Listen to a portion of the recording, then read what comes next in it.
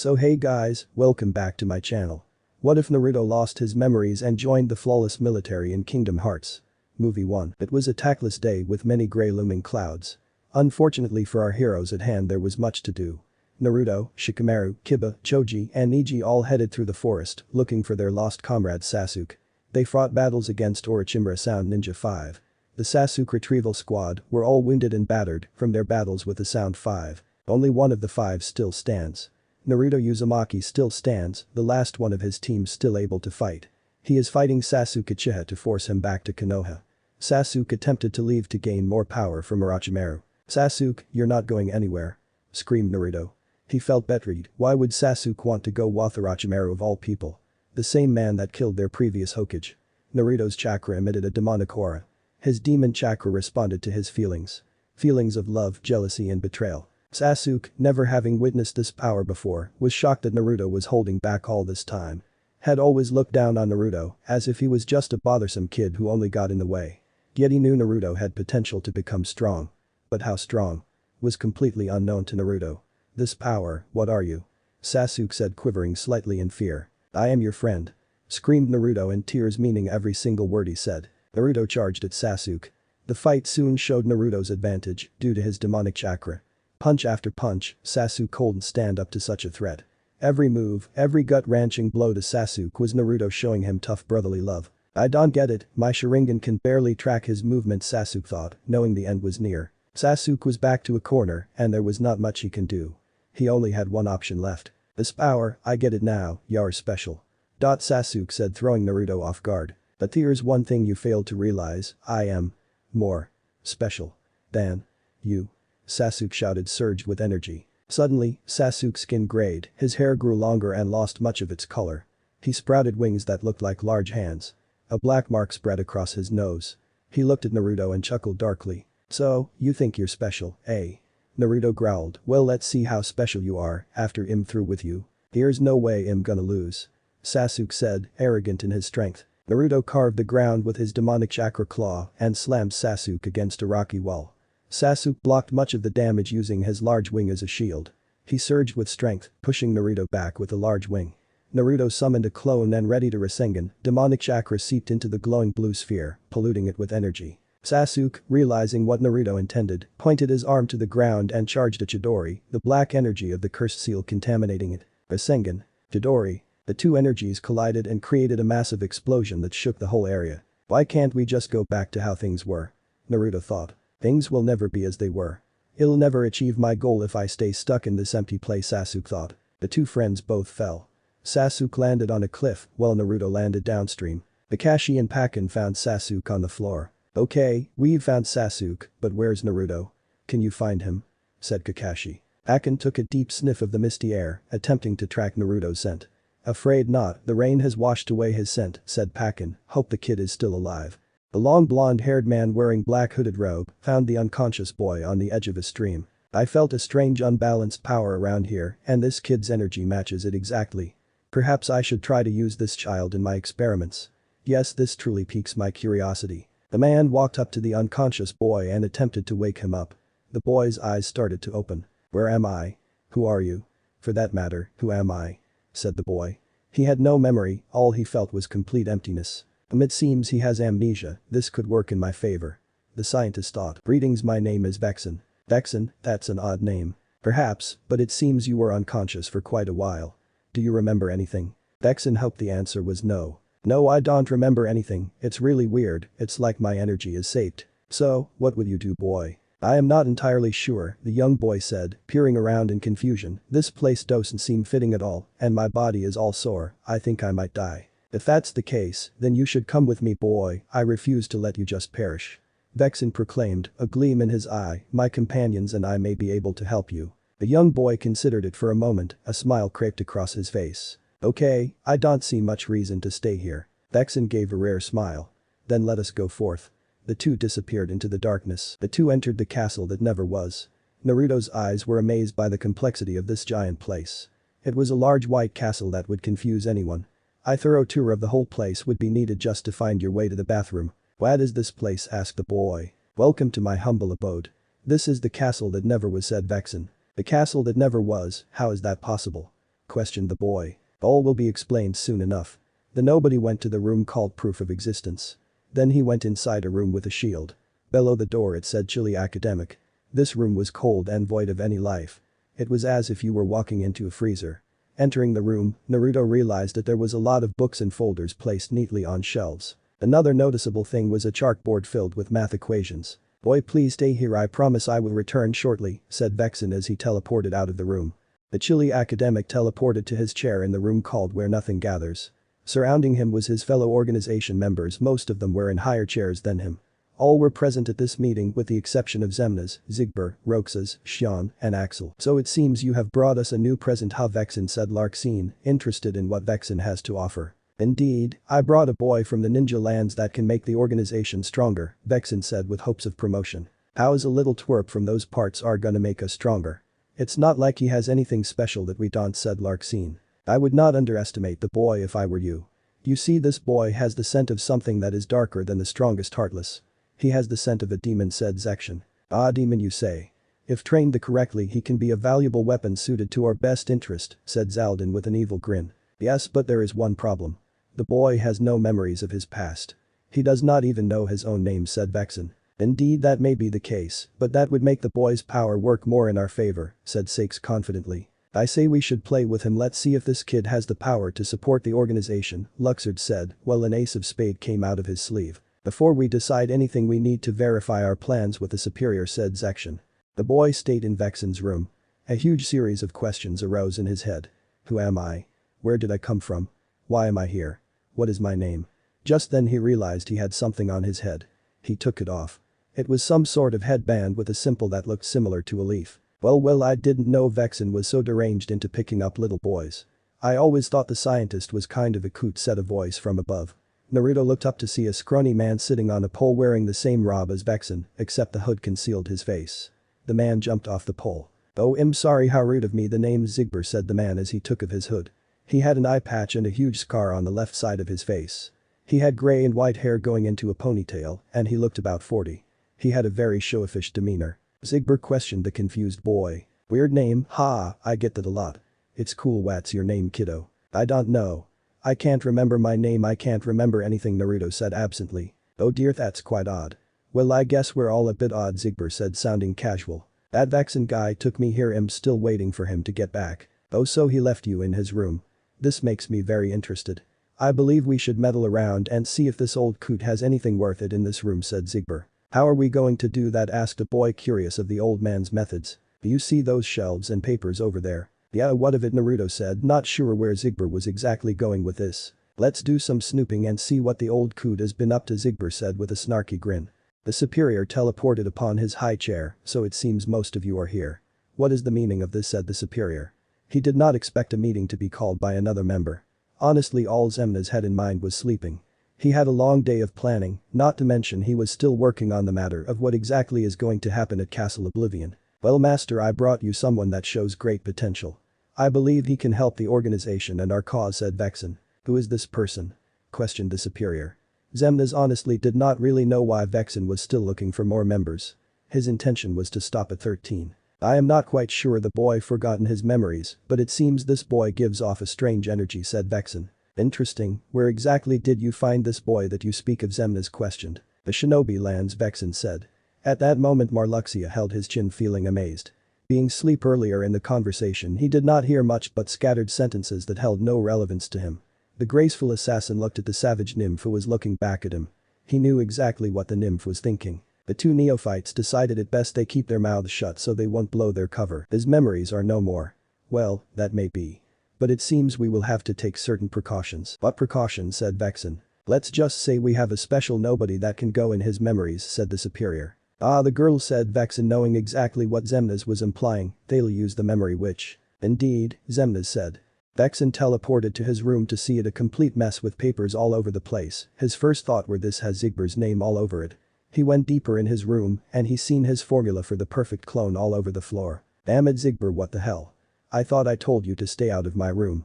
Vexen exploded. "Sorry about that, dude, but you gotta admit it was funny. Only to you now I have to clean this mess up. Now off with you then." "Whatever, dude." "Well, don't worry, kiddo, you will see me again. Be a good boy now," said Zigbur as he teleported away. Vexen sat on his bed in a panic. Damn that loathsome cur, now I got to clean all this up. This is absurd. Hey Vexen, do you need some help, asked the boy in the orange jumpsuit. Oh thank you boy, said Vexen. No sweat, I mean I was somewhat responsible for it, Naruto said, feeling a tad bit guilty. The two cleaned the mess. So boy, how would you feel if I said that I can bring some of your memories back, said Vexen. That will be great. How you gonna do it, asked the boy. It is quite simple. Let's just say I have a friend that have the power over memories. Although I am not sure if she can restore all of your memories, said Vexen. A friend of yours, cool, said the now, feeling a bit relieved that he will finally get some answers. I also intend to make you stronger and more adaptable. How you going to do that, Naruto questioned, not knowing exactly what he would need strength for. But the idea of actually becoming more powerful was a joy to him. Let's just say you will have to go to sleep in order for all this stuff to occur. You have a great power inside you boy, and I believe you can use it to become stronger, Vexen said. Really awesome. I am up for anything. Yes, we intend to make good use of you, Vexen said with a sly grin. Hey Vexen, not for nothing but that Zigbur guy. He was dressed just like you, why is that? Oh that, well let's just say you will know more once you have your memories back, Vexen said, not wanting to explain the complexity of the organization until he knew for sure the boy was on board. Awesome, will I get one of those awesome cloaks? I kind of think these cloths are a bit too bright, Naruto asked, thinking that the outfit was cool. You could have one, but you will have to earn it first, Vexen said. Awesome, so where do I sleep? Naruto asked, yawning in his speech. Vexen snapped his fingers, and two creatures with the nobody symbol appeared. They were big and deformed looking with huge hands. They are known as ice golem nobodies, but for now they were just used as simple aids to assist Naruto to his bead. One held a pillow, the other held a mattress over his shoulders with a comforter in the other hand. For now you can sleep here. I hope these temporary adjustments are to your liking, Vexen said. Thanks, the boy said as he jumped in the bed. I think I can get used to this kid, Vexen thought with an honest smile. This smile had no evil intent like his normal grins. It's as if he felt happy. Vexen then walked off, leaving the boy to his rest. Kakashi headed back to the village with Sasuke. He knew that everyone was going to be disappointed with this terrible news. He was then approached by Sakura. Kakashi-sensei, is Sasuke alright, asked Sakura. Yeah, he will be fine, said Kakashi. Sakura looked around and noticed the cheery boy who made a promise was no longer there. Hey Kakashi-sensei, where's Naruto, asked Sakura with a look of worry arriving on her face. Can't say, Sakura, I am sorry I could not find him, said Kakashi. All emotions came to the girl all at once. The girl broke down and started to cry. No Naruto, he is gone. He is really gone, screamed the girl. This must be a hard time for you. I think you should see Shizune and try to talk about it, said Kakashi as he sprinted away. Kakashi was no good at calming people down, especially girls. As the boy slept, pieces of his memories drifted back. My name's Naruto Uzumaki and I'm gonna be the hoe. You're the nine-tailed fox. Yes, I'm a ninja. There are some people as young as you but are stronger than me. I fight for someone who is precious to me. I wish I could go where you have gone. They're one of the ones I wanna fight the most. Summoning jutsu, shadow clone jutsu, Rasengan, sexy jutsu, harem jutsu. You can do it too because unlike me you are not a failure. I have lost everything once my precious comrades fall before me. I don't want to experience that pain again. Naruto, sometimes your eyes are better than mine. Sasuke, you're not going anywhere. And with that the boy woke up. He found himself in a tube with only his underwear on. Outside the tube was Vexen, a big dude with dark orange hair, and a boy who looks a little older than him with purple emo hair. Hey, what's the big idea, screamed the boy. Calm down boy, I said I was going to make you stronger, didn't I? Some things must be done before you can become truly strong, Vexen said. Things, what things? Naruto did not know exactly what was going on, but anytime you fall asleep and wake up naked in a lab it's nothing good. Yes, this might hurt a little, said Vexen as he pressed a button. The moment he pressed the button the boy was in deep pain. You heard him and the nine-tailed fox scream simultaneously. The torment lasted for 15 minutes, then it was done. The boy came out the tube. He then fell but was helped up by the other two males. So boy, how do you feel, said Vexen with a smirk on his face. The boy released some chakra from his body and it pushed the other two males back. This power, what is this power, asked the boy. He never felt anything like it. The power felt so free as if nothing was holding him back. His body felt different as well, muscles were a tad bit more tense, his vision was far better. Whatever it was that Vexen did, Naruto loved it. I gave you some nobody DNA which stabilizes your chakra into forceful energy. You can also use your nine-tailed power to enhance your chakra and attacks, Vexen explained. The boy looked confused. He had no idea what a nobody was or the basis of their existence. I forgot to tell you. We are nobodies, which means we are non-existent beings who have special powers but lack a heart. Our emotions are only memories of how to act from our past selves. You now hold some of our DNA, meaning you are half nobody and half human. Although you still have your heart, you hold the special power that all nobodies possess. You are an entity that exists between the light and the darkness. You exist and you don't exist. An existence in between, said the boy, not knowing how that made any sense. You do remember who you are, don't you? Asked Vexen, curious of the boy's response. Although I can't remember it all, I know my name is Naruto Uzumaki, and I am a shinobi. Well Naruto, how would you like to test your new powers? Vexen asked. Sure, Naruto said. The cloak schemer cleared throat signal to be properly introduced. Oh, how rude of me, I forgot this is Zexion, and this is Lexos, said Vexen, introducing the two nobodies. Nice to finally meet the boy who reeks of a demon, said Zexion as he held out his hand out for a handshake. Naruto did not know whether to take what the teen said as a compliment or an insult. He decided to shake his hand anyway. Lexos stood quit. What's with him, asked Naruto. He doesn't talk much, said Zexion. Anyway Naruto, I dug deep in your memories and found this. Vexen pulled out a card. It a place lost in your memories, and there you will find someone to challenge your strength against, Vexen said as he snapped his fingers and a door with the nobody symbol appeared. Now go and test your power, my boy. Naruto went to the door and used the power of the card to open the door. Naruto went to the world of memory. For 3 hours he was stuck in the endless forest until he stumbled upon a bridge and the door out of the world. The boy ran, and as he got closer he seen a man wearing a mask holding a huge sword and a young girl wearing a tracker mask guarding the door. Without a word, the man with the sword drew his sword and pointed it at Naruto. The woman formed needles made from ice and held it in her hands like claws. Naruto was now stirred into a battle. Naruto stared at the two shinobi as battle was stirred. Without a word, Zabuza came charging at the boy with his huge sword, attempting to kill him quickly. Naruto's instincts kicked in as he used his shadow clone jutsu to summon 7 clones, 3 of which were destroyed by the Zabuza huge sword. The other 4 were charging at Zabuza with kunai and a Rasengan, but then countered by Haku's ice needles. The real Naruto was running on water to try to sneak attack Haku. Haku then used her Keki Genkai to turn the water in the river into emerging ice. As Naruto noticed the change, his feet started to produce chakra that broke the ice. He used the chakra to jump back onto the bridge. Haku then threw her needles at Naruto, but only to be negated by Naruto's cutting chakra that was surrounding his body. Zabuza then came behind the boy with his silent speed to try to go for the kill. Naruto used the power of the corridors of darkness to teleport away and appear behind Haku and stabbed her in the back with a kunai surrounded by chakra. He then threw her body into the air, with the kunai still lunged in her back. As she flew in the air, the kunai entered her body deeper and deeper. The chakra inside the kunai destroyed her insides, leaving her a carcass. Zabuza started to spam water dragon jutsu to drown Naruto in the water.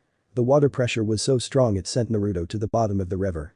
Zabuza then entered the water. He used his chakra like a surfboard to find and destroy Naruto. I am getting really sick of this, thought the boy. The silent mist assassin charged at Naruto. The boy then teleported away to the top of the river. Zabuza seen him and attacked from below. Too bad for him, it was only a diversion as Naruto rassinged him, killing the man on contact. After that, a card appeared in front of Naruto.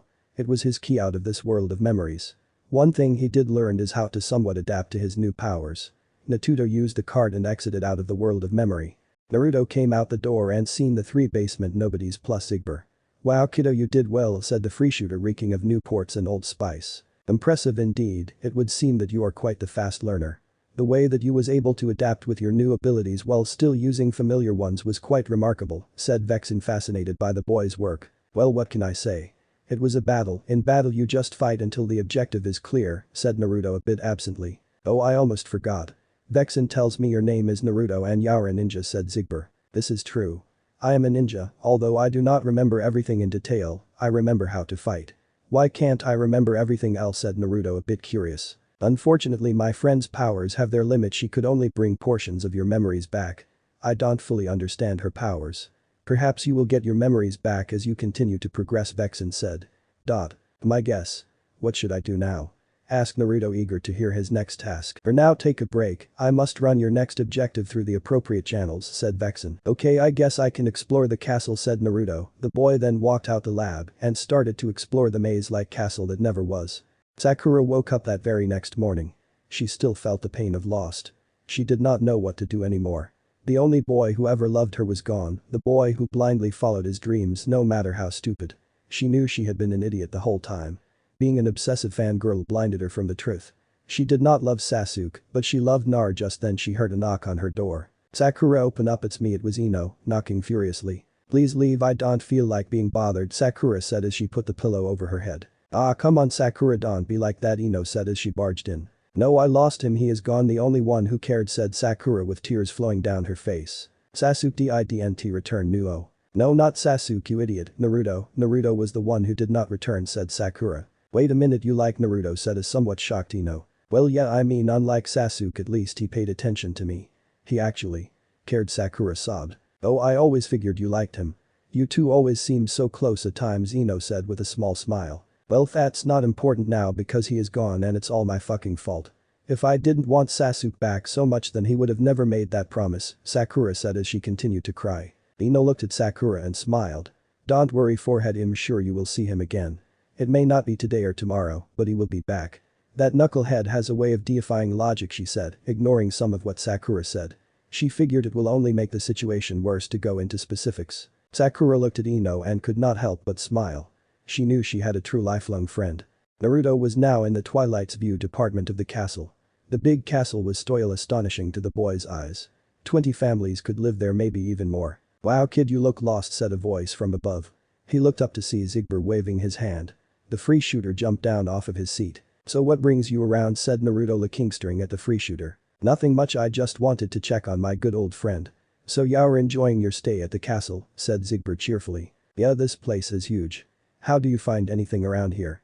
Naruto questioned. Well, that's what teleporting is for. Like in battle you can use the corridors of darkness to get from point A to point B, said Zigbur. So what really brings you here, asked Naruto, narrowing his eyes a bit. I wanted to introduce you to some of the members, Zigbur said, feeling a bit awkward. He didn't know the kid from a hole in the wall and he seemed to be very question-invoked. Sure, I'd be glad to meet them, said Naruto. The two teleported to the dining hall of emptiness. There sat Demyx and Luxord eating breakfast. Hey you guys, I have someone for you to meet, Zigbur shouted, signaling the two nobodies to come over and grade him. Oh hey new gut, Demyx said as he ran to the two, but then tripped on a die. Zig, Lux and Naruto stared to laugh. Oh Luxord, why you gotta be so mean, said Demyx. Don't be so mad, have a little fun boy, Luxord said as he walked past the blonde-haired nobody. You must be Naruto. I have heard a lot of you.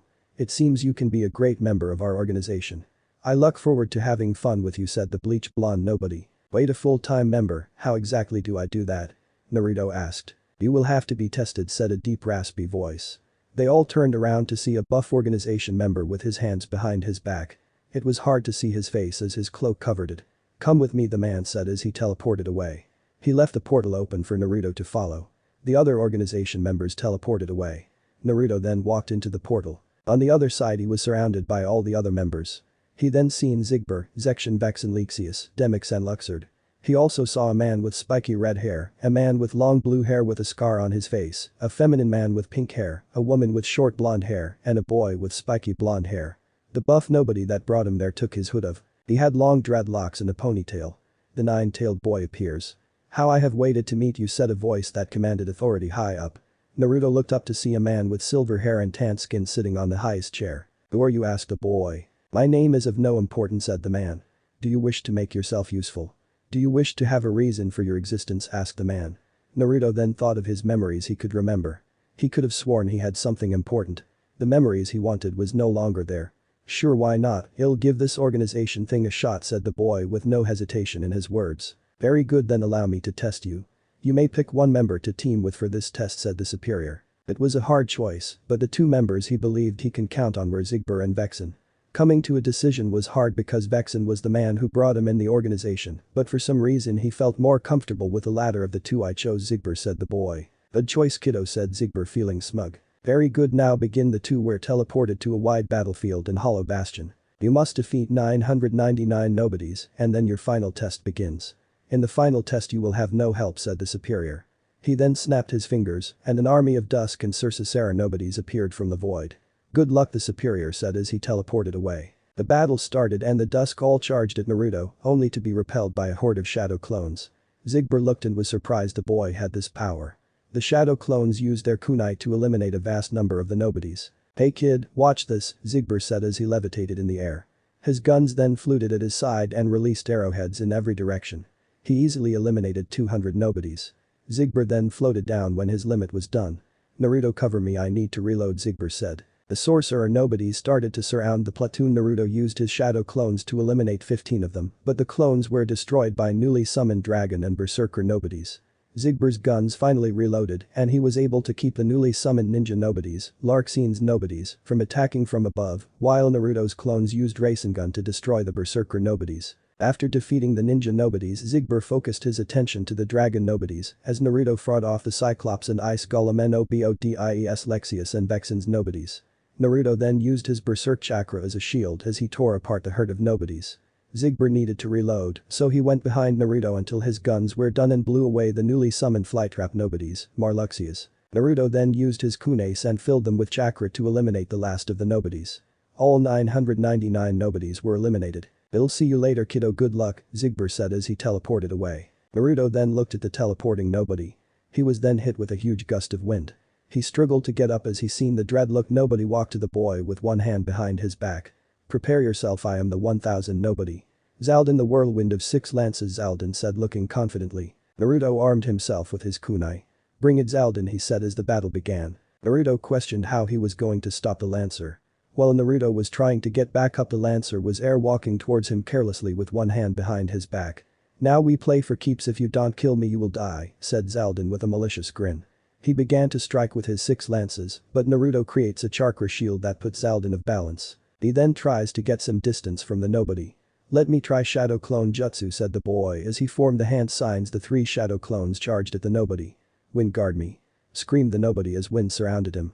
The 3 shadow clones were pushed back by force of wind. The blonde then used his chakra to form 2 lances. When Zaldin seen this, the only word he can muster was impressive. The boy then charged at the nobody using one of his lances to break through his shield, which also damaged him. He used his other lance to try to end him, but the nobody moved out of the way quickly. Zaldin then jumped into the air and started to strike down from the air multiple times. The first time it hit, but the last 3 times Naruto jumped out of the way. He then used his chakra and formed it into 2 guns that looked like Zigber's in chakra form. He then began to shoot arrows of chakra at Zaldin. Impressive, so he can mimic the weapons and fighting styles of anyone he's seen in battle. Vexen really did enhance his abilities, Zaldin thought. He then began to use his wind shield to reflect most of the bullets. Naruto then cocked his guns back and created a warp shot that broke Zaldin's shield. He then used his guns and shoot bullets in every directions. Zaldin then flew in the air. At that moment his lances turned into a huge dragon. "Beware the face of despair," the nobody said as a huge blast of wind came from the dragon. Naruto used his shadow clone jutsu to soften the blow. "This brute is very powerful, I am not sure if can defeat him, but this will be amusing nonetheless," Naruto thought, having a hilarious idea.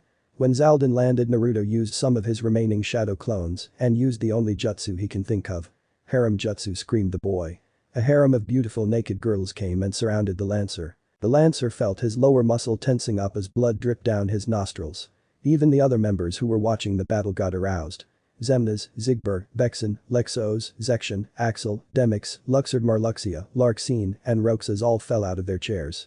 Sean thought the jutsu was ridiculous and Sakes was unfazed. Unlike most of the others, Sakes would never fall for a trick like that. But Zaldin, paralyzed in arousal, Naruto then used his Rasengan and eliminated the nobody. "Yeah, I did it," Naruto said with a huge smile. He could not help but to feel a bit saddened by Zaldin's death. "Indeed you did," said the voice of the man he just defeated. The man who he defeated appeared behind him, healthy and fully functional. "I just killed you, how are you still here?" Naruto asked, astonished that he is still able to stand. "What you killed was a clone. It was designed to only have 40% of my real strength," said the Whirlwind Lancer. "So did I pass the test or what?"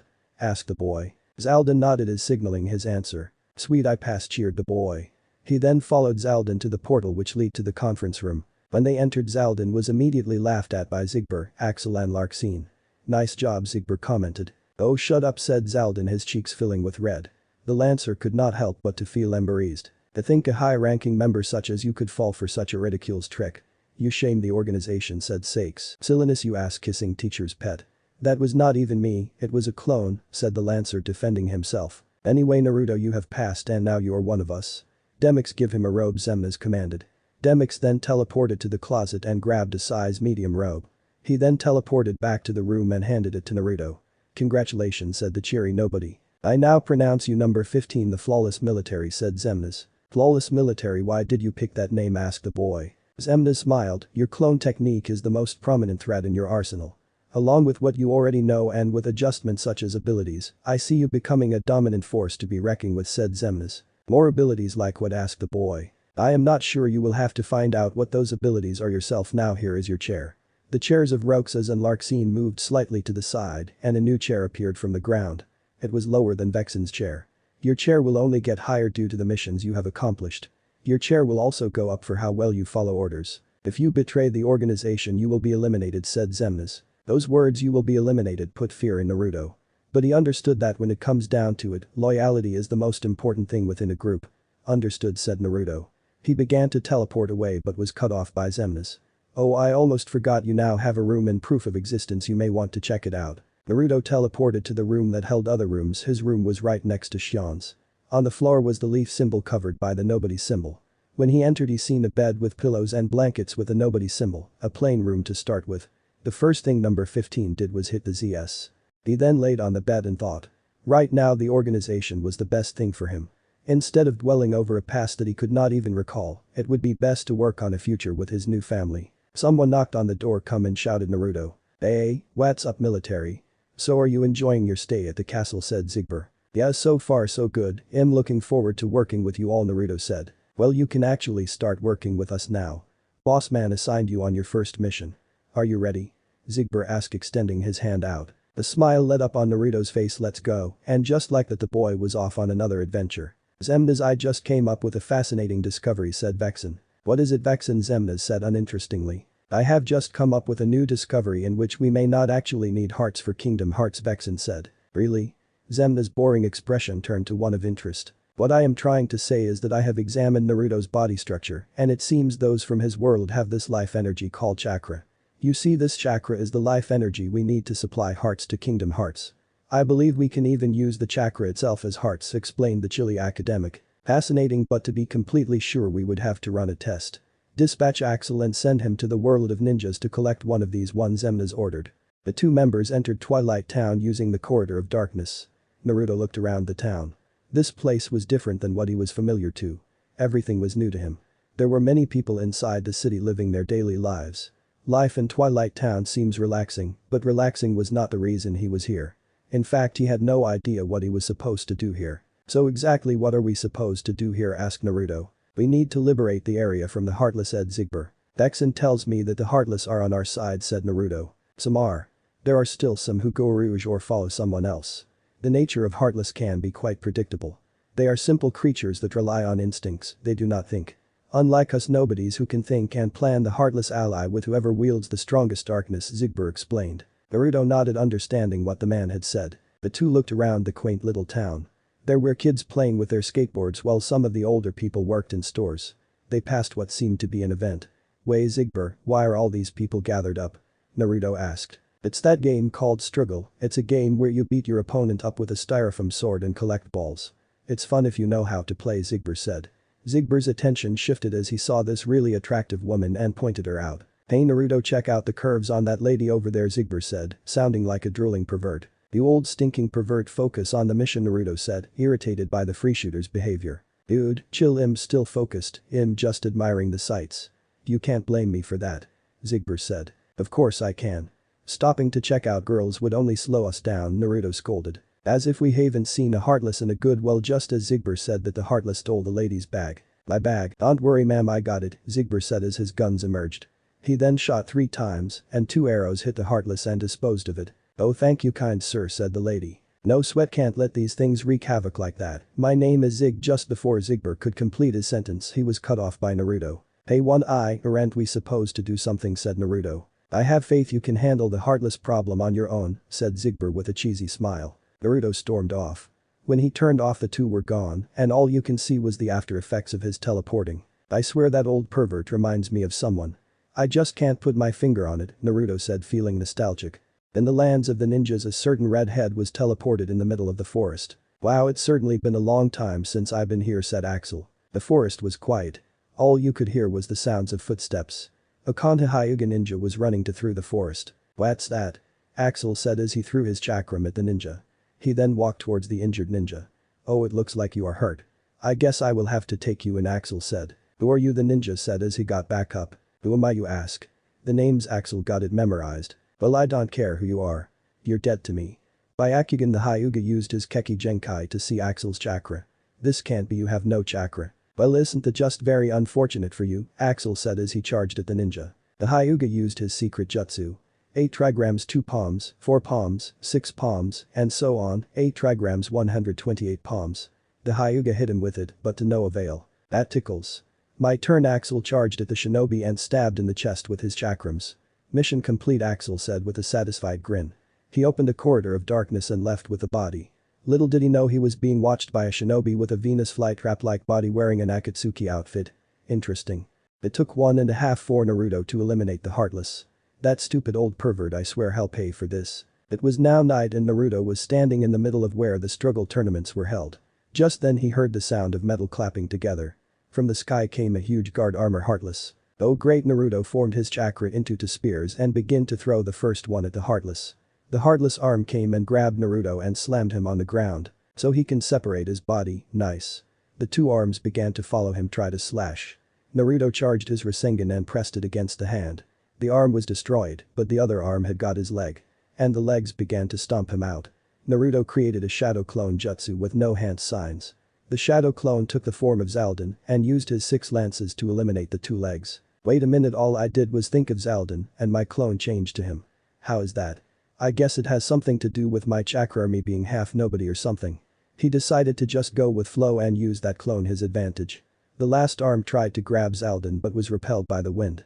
The Zaldin clone then formed his lances into a dragon and destroyed the last hand. The Zaldin clone then disappeared. The final part of the body was rolling around like a boiling ball. Naruto used his chakra on his feet so he can glide away. Then the Heartless stopped in its tracks. It seems he was sidetracked by a figure approaching from the shadows. Naruto used his instinct and created 1 billion clones before they could attack. 1 billion of arrows come from the sky and eliminated the guard armor. Naruto looked up to see the coded pervert who flat left him. You stupid pervert, how could you do that to me, said Naruto, fire burning in his eyes. As if I figured you could take these Heartless by yourself, and from the looks of it I was right, Zigbur said confidently. You left me to die while you were having fun. You're nothing but a no-good pervert, Naruto exploded. Think of it as a learning experience. We are not going to be here forever, so you need to learn to fend for yourself, dude. I can do that just fine, Naruto said. And that's exactly why I left. You did not need me in this mission, Zigbur said, proving his point. Naruto sighed knowing he lost the argument. Look kiddo, how about this? Let's get some ramen. Immediately Naruto's tone changed. Sweet, let's go. Sakura was walking to the training field to meet Kakashi when she bumped into Hinata. Oh hey Hinata, said the depressed cherry blossom girl. Oh hey Sakura, said the depressed Hyuga. I can only guess you heard about Naruto, Sakura said. Yeah, but he will be back, said Hinata. How are you so sure, asked Sakura. Naruto is one of the strongest people I know. Whatever he is going through he will overcome, said Hinata. Yeah, I guess you're right, said Sakura. You know, it was Naruto who was the one who told me to believe in myself and keep following my dream. I really admire his strength, said Hinata, remembering the blonde-haired key to her affection. Yeah, he really is strong-headed, Sakura said. A thought then passed her mind, she never really hung out with Hinata at all. Hey Hinata, what are you doing tomorrow? Nothing really, I don't believe I have any missions. So how about we get some ramen, said Sakura. Sure, I don't mind. The two exchanged information. So I guess I will see you tomorrow, Sakura said. Yeah. The two went to this quaint little ramen shop near the train station. Naruto had the pork ramen, while Zigbur had the miso ramen. So how does it taste, asked Zigbur. It tastes awesome. I don't think I ever had great ramen like this, Naruto said, truly enjoying his meal. When I was a somebody I used to come here a lot, Zigbur said, trying to bond with the kid. It must be awesome to be a full nobody. Not exactly, little dude. You see, we don't really have hearts. We can only feel emotions that we remember when we were human. I don't know all the details. I think you should ask Section or Sakes, they're good with this kind of stuff, Zigbur said. Sakes is the one with the long blue hair, right? Naruto asked. Correct, said the nobody. In comparison to everyone else he seems kind of bland, Naruto said, not really trying to insult the diviner. I know he is like a wall that talks back, Zigbur joked. That's that boring? Naruto questioned. Beauty is Zemna's royal ass kisser. You do know who Zemna's, right? Yeah, Hess, the one with the silver hair. The leader of the organization, if I'm not mistaken, Naruto said. Yep, Zigbur said, confirming Naruto's answer. Wow, this ramen is really good. 30 minutes later. Man, stuff, Naruto said. Yeah, same here, I ate like a pig. We should probably return to the castle, said Zigbur, opening a corridor of darkness. The two teleported to the castle to find no one there. Where is everyone? Naruto asked. No, they're probably in the basement, Zigbur said. The two exited a corridor of darkness and arrived in the basement. They saw all the other members, but two, surrounding a tube, were a Hyuga member in this machine that was extracting his chakra. What's going on?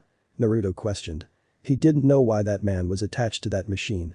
The man inside looked worn and wrinkled like a raisin.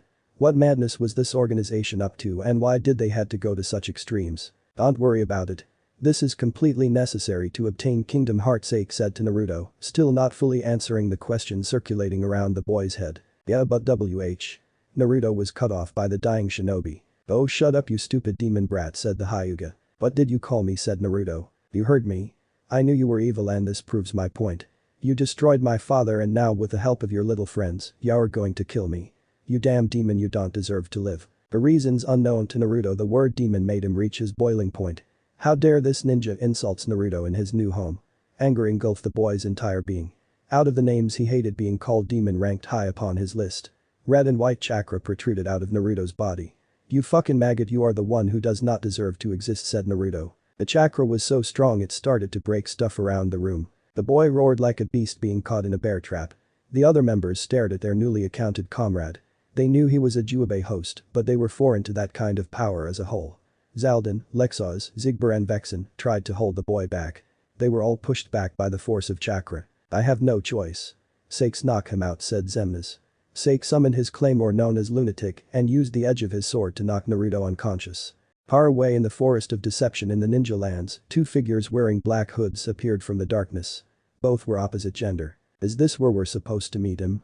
The female hooded figure questioned. I believe so, said the male hooded figure. Hey you guys, long time no see, said a voice from the trees. The two looked up to see a man in gold and purple armor with a knight's mask covering his face. The man jumped down from the tree. It's been a minute, how are my former teammates doing? The armored man asked, his voice showy and proud.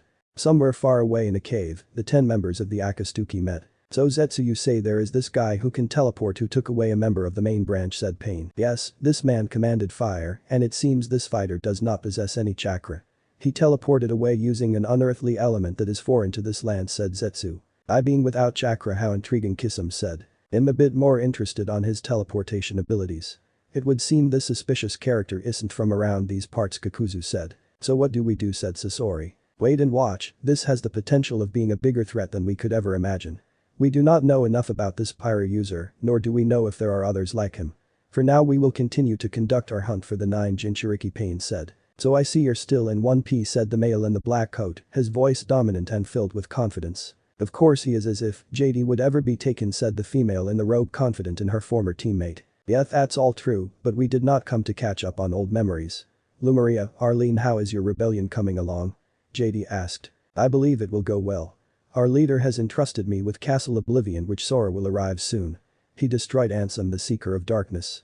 After that, and he and Riku close the door to darkness, I will lead Sora to Castle Oblivion, where we will use Namen to shackle his memories so we can use Sora against the organization, said the cloaked male. It's not my style, but I'll allow you two to do as you please.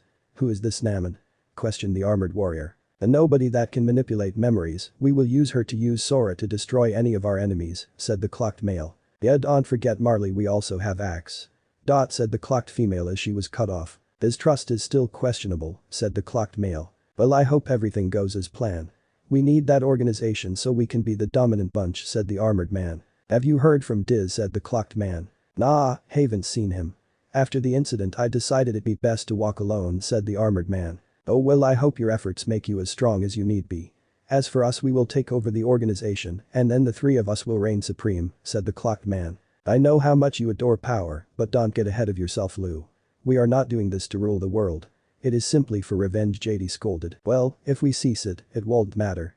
It's better off in our hands than someone else's, said the hooded female. I agree with you, but at the same time I know you well. You're careless and brash. Play your card wrong and you'll fade to darkness like the rest, JD said. You cunt, how dare you? Who are you to insult me like? The female yelled. The only one here with a heart and your last hopes for getting your back, JD said. The female put her head down, feeling embarrassed. I will be keeping in touch, said the armored man. The 3 teleported away, JD leaving in a trail of flames and the 2 through the corridors of darkness. Naruto finally woke up. He felt the sand run through his fingers. When he opened his eye, he took a look at his surroundings. He was on the beach, but this beach was different. It was not happy, vibrant and sunny how a beach is supposed to look. No, this place was sad, gloomy, depressing. The sky was dark purple. The rock formations were strange, as if he had stepped into hell. He looked to the left and he saw a man in the organization coat. Wake has taken you finally, said the man with a vast and deep voice. Xemnas, Naruto said, astonished to see that it was the superior that was by his side. You allowed anger to take form and thus we had to take you out of commission unless you would have hurt one of us," said Xemnas. "It was what that man said, he angered me. I did not know why, but it really pissed me off. I did not know how to react. The only thing I could think to do is rip him apart," Naruto said honestly. "It's different for you. An average person can lose control like that, but you can't. You have too much power. Remember you have nobody DNA running through your veins. Not only that you have the nine-tailed fox demon spirit inside you. You are one who needs to be in close with your emotions. You cannot just go charge in head first like what you're used to doing. You need to be smarter if you want to be an efficient member of my organization," Xemnas explained. He stared down at Naruto, giving off an authoritative vibe. "What if I don't want to be a member of your organization?" Naruto asked hesitantly. He knew that he was strong, but he felt as though Xemnas' power eclipsed his own. "And what, go back to the life you once had? Do you even know what any of these people think about you? You honestly think that they will take you back? Do you even know who these people are? The man we destroyed was from your village. A village covered in sin. Would you make the unwise choice of going to that place or do you accept the organization? Do not delude yourself with a petty dream," Xemnas said, talking as if he was a father talking to his son. Naruto thought. "Do I even know what I am doing? This organization may have its skeletons in its closet. But since I've been here they treated me like family. I don't even remember the people who I once affiliated with. I know I was a shinobi, but what else was I? If someone from my village can call me a demon, should I really go back? If that's the case, he'll stay here. I don't know what you all are exactly planning to do, but it will be my mission to help this organization and its endeavors. Whatever that may be," Naruto said, still feeling a bit uneasy. "Wise choice, not many would be that smart. Stay with us and the path to perfection will open to you," said Xemnas as he teleported away. Naruto sat on the sand and thought. So the world really is made of light and darkness. I don't know where I stand. I guess I will stand in the middle. I can get the best of both worlds. It doesn't sound so bad. A few hours passed. Naruto had a lot of time to reflect on his decision. He thought it might be good to have a crew. He did not know most of the members on a personal level, but there is always time to get to know individuals. Whether their reasoning was good or evil mattered not, he'd rather be in a place that wants him than be in a place that called him names. Vexen, Zaldin and Zigbur exited a dark corridor and entered the dark ocean. "Yoo-hoo, hey Naruto, over here," shouted Zigbur, waving his hand back and forth. Naruto ran to the group of nobodies. "Are you guys okay? I thought you three were goners," Naruto said, worried about his comrade's safety. "As if I took hits from bigger things than that fox demon. It's all cool, kid," said Zigbur. "So you forgive me even though I hurt you guys," Naruto said. "Sure, it's not like you can control that kind of power yet. You were enraged and if not checked you could have killed yourself," said Vexen. "It was a misunderstanding. It's perfectly fine.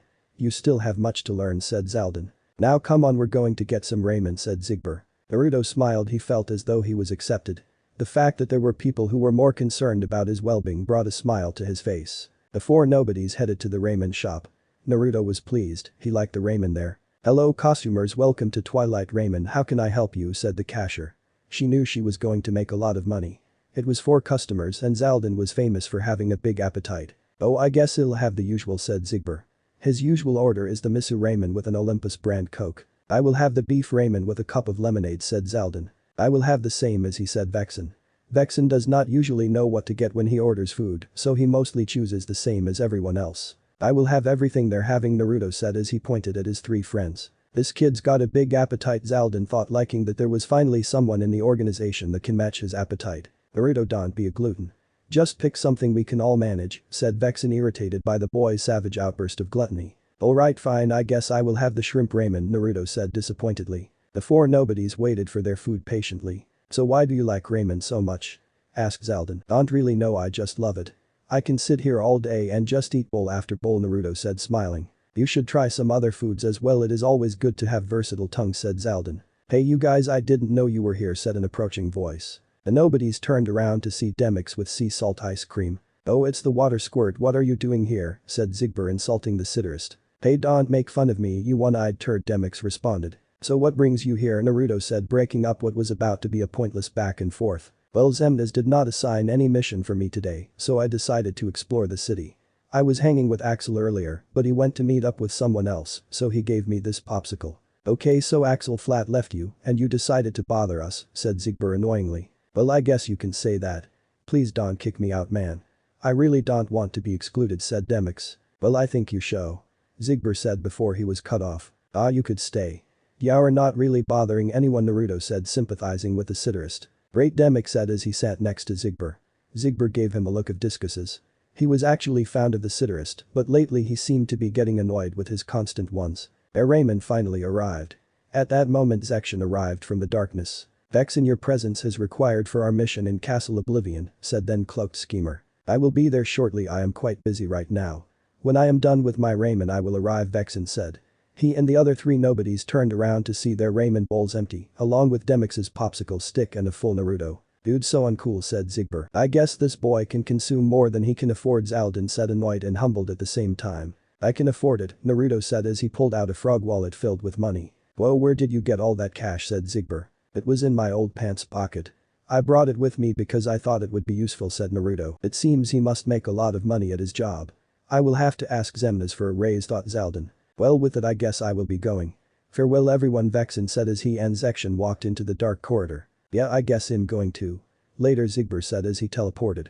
With that there were only three. "Well, I guess we should go back to our world. Maybe next time we can try a different restaurant. I would see how your taste buds will take my favorite dish," said Zaldin as he paid the lady for another bowl to go. The three then left through a corridor and entered the world that never was. Naruto arrived in the gray area, Zaldin and Demix teleported somewhere else in the castle. The boy looked to see Sakes on the sofa looking at some papers. "Sakes, was it?" Naruto asked. The diviner gave a simple nod. "What are you doing?" "Reading." "Why did you ask?" Sakes responded, feeling a bit displeased from being interrupted. "Well, I figured that since you're the only one here we could talk for a bit," Naruto said. "So boy, what do you want to talk about?" asked Sakes, actually somewhat curious of what conversation the boy can muster. "Why are there only 15 members in this organization?" asked Naruto. "There was a time we had more members in the organization. But thanks to the endeavors of a Keyblade warrior and his lackeys, they were eliminated. As of now we don't really need more members, we have lower ranked nobodies to carry out other missions," said Sakes. "Keyblade warrior?" "Yeah, besides Roxas and Xion there are others. The one we are focusing on now is a boy named Sora. I believe he is currently in Castle Oblivion dealing with the assigned members." "Oh, so that's where he is." Now back to the subject about new members. "The Dusk are so weak. We need more members so we can be more dominant. We need more chicks. We're going to Low Okage with the only hot chick here being Larxene," said Naruto, saving the Sora subject to later. "What difference would it make if we get more women or not? It only matters that we accomplish our mission," Sake said, failing to see the point. In his eyes, it does not matter who is in the organization just so long as his heart returns in the end. "Yeah, but we don't want it to be a sausage fest," said Naruto, making complete sense. Sakes then pictured all the male members with sausages in their hands screaming "Sausage Fest." "Yeah, I guess you're right, I will talk it over with Xemnas," Sake said while teleporting away. Naruto picked up Sake's book. He was reading The Giver. "Well gee, I wonder what this book could be about." Before he can finish the first page he was interrupted by a teleporting Luxord. "Naruto, just the boy I was looking for," said the gambler. "What do you want?" said Naruto. "I have a game for you. You see, I am the only member that did not fully analyze your capabilities. I wish to test you in the form of a mission," Luxord said. "Go on." "There are two absent silhouettes in the castle. I want you to find and defeat them. You can choose any organization member to accompany you all aside from Marluxia, Larxene, Axel, Vexen, Lexos, Zection, Xemnas and yours truly. Will you accept my challenge?" Naruto thought for this mission he should take Zaldin, but he knows what Zaldin could do already. Same goes for Zigbert. He never saw what Sakes, Roxas, Xion or Demix could do. He noticed that Demix was one of the weaker org, he does not know how he fights. "Fine, I accept your challenge. I will choose Demix as my partner," said Naruto confidently. "Fine, then let the game begin," said Luxord as he and Naruto entered the corridor of darkness. Back in the ninja, the Akatsuki held yet another meeting. "That's another one," said Pain. "Another?" Kisum responded. "Another life has been taken by an unknown force," Pain said. "What does it matter to us that someone else dies? People die every day," Kisum sighed. "Kisum, what our leader is trying to say is that people are being eliminated by enemies outside of this realm. That aside, the nine-tailed Jinchuriki is no longer in this world either," Itachi explained. "What do you mean beings from other worlds? What kind of gibberish are you talking about?" Tadara commented. "What he means is there are lots of other worlds out there. Do you remember Squad Zero from 4 years ago? They were some of Konoha's finest. If I remember correctly, that's the team of JD Hyuga, Lumaria Haruno and Arlene Yamanaka, the Phoenix, the Elegant Saber and the Berserk Beauty, otherwise known as the Three Spartan Shinobi. If I am not mistaken, you and JD used to be good friends," said Kisum.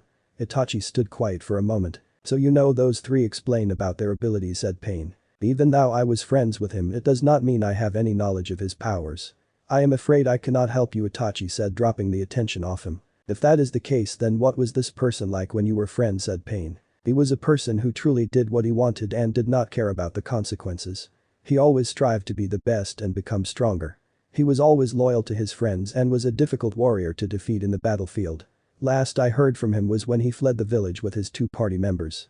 They were trying to find some new adventure. He wasn't the type to just like sitting around, said Itachi. So he was bloodthirsty and he did as he pleased with no fear of the afterlife. With reckless behavior like that I doubt he survived. He probably dead somewhere, said Pain. I would not underestimate him.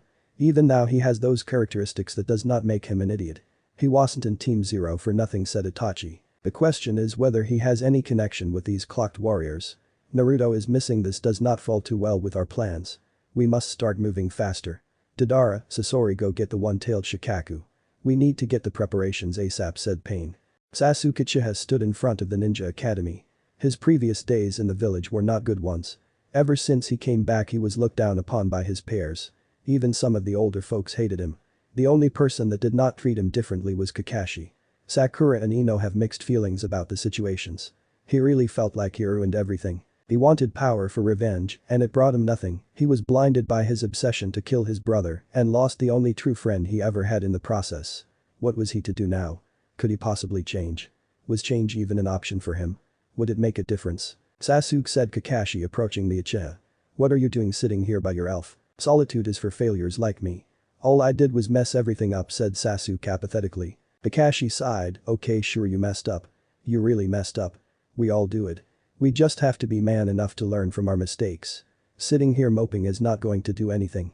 What happened between you and Naruto was tragic, but do you think he would want you to lie around and do nothing? I killed him. Naruto is dead because of me. Sasuke yelled, filled with sadness and despair. He had only felt this type of pain once when his family laid lifeless in front of him. Even if that's the case, so what? You fucked up, we all do. Just beating yourself up will do nothing. I highly doubt Naruto's dead. That boy could survive almost anything. He tougher than you think and he wants you to be tough as well, believe it. Kakashi said, leaving Sasuke with some food for thought. I got to go run some errands. I will catch you later. Kakashi said as he then vanished with ninja-like speed. Demyx entered the Cavern of Remembrance. Luxord told me I was to go on a mission with you, said Demyx with a confused look. Yeah, I have to find 2 absent silhouettes somewhere in the castle, Naruto said. Okay, knowing Luxord, Hess puts the first one in an obvious place and will leave a clue in an obvious place and will leave some sort of clue that will lead to the second one, Demyx said. It seems like you played Luxord's games before. What was your experience like? Asked Naruto. Well, way back when me, Axel and Zigbra played one of Luxord's games. Needless to say we lost, Demyx said, remembering that fateful day. But one thing leaves me confused. What in the world is an absent silhouette? Naruto asked. It's a type of nobody that mimics the appearance and the fighting style of deceased members. They can't speak, they only respond in chuckles and grunts, Demyx explained. Sakes told me that there were others members, but they were eliminated by the Keyblade wielders. Was it this Sora guy I have been hearing about? Asked Naruto. No, it was not Sora, it was another warrior and his friends. I am not sure what his name was, but I know his Keyblade was different than Sora's. It had a power that did not work in the organization's favor, Demyx said, remembering the tale very vaguely. What happened to him and his friends? Naruto asked. I am not sure of all the details, but I believe his friends were eliminated and the warrior's whereabouts are unknown, said Demyx. Gee, I wonder what happened to him. At any rate, I can find out more about Keyblades and warriors later. I think we should get started on the mission, said Naruto. The 3 searched the castle for the absent silhouettes.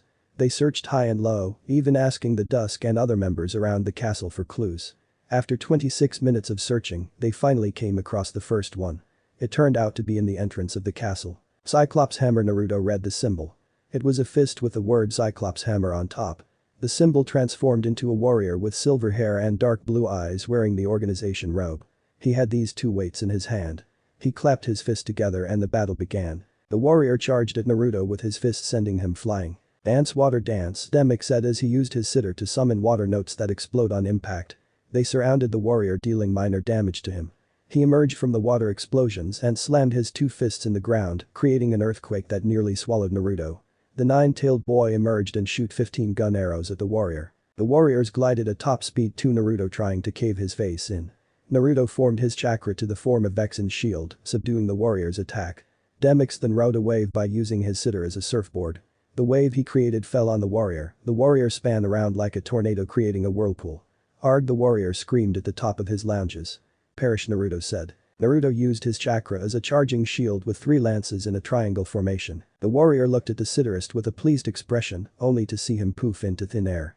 The real Demic sent an unblockable wave of water his way. Whirlpool Rasengan. When the water had contact with the warrior, Naruto used his shredding Rasengan in combination with Demic's water attack to end the silhouette's existence.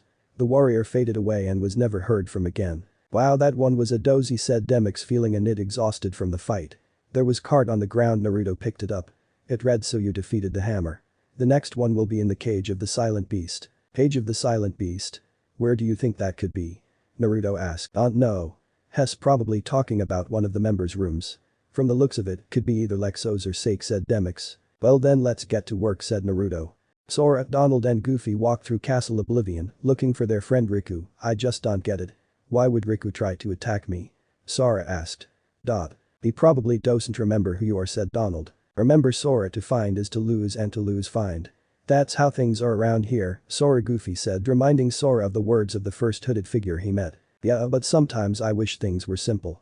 Everything we've done on this journey was such a struggle, and now me and Riku are on bad terms again. I wish we could just go back to the islands and play like we used to, said Sora. The 3 of you are always together. Sora, Riku and Ka. What's your name, said Donald. Me, Riku and Namen, said Sora with a confident look on his face. In the castle's basement, Riku walked a journey parallel to Sora's. Instead of looking for friends, he was trying to fight the darkness that is Ansem, still taking refuge in his heart. Just 2 more worlds to go, then hopefully I will be cleansed of my darkness, said Riku. In the lower level of the basement, Lexos and Zexion spoke of what the struggles that both heroes were going through. So Vexen and Rikus Replica are now testing Sora now? Asked Zexion. Yes, I find it odd that Marluxia would go this far into changing Sora's memories. There has to be more to the story, said Lexos. Perhaps, but what would Marluxia have to gain by giving Sora fake memories? What could he possibly be planning? Zexion pondered. I am not sure. One thing worries me though, said Lexos with a worried look. What is it? Questioned Zexion. The new member, he worries me.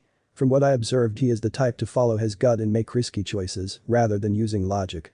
This behavior can continuously set back our plan, said Lexos. Those matters are of little concern. If you look closely, the boy is actually become more articulate. He is no longer the same child from that place. He may be a little rough around the edges, but in the end none of us are truly perfect. Besides, I think Xemnas has taken a liking to the boy, said Zexion. Now you're thinking like the others, said Lexos. What others? What are you talking about? Zexion questioned. You're acting like Vexen and some of the other members. You once said to me before that he might make some members think differently. You are becoming one of those members, Lexius explained. Irrelevant, it does not matter whether I took a liking to him or not. All that matters is the mission. Remember, our mission is to get hearts. With Naruto I think it could become a reality, said Zexion. Just watch yourself, Zexion.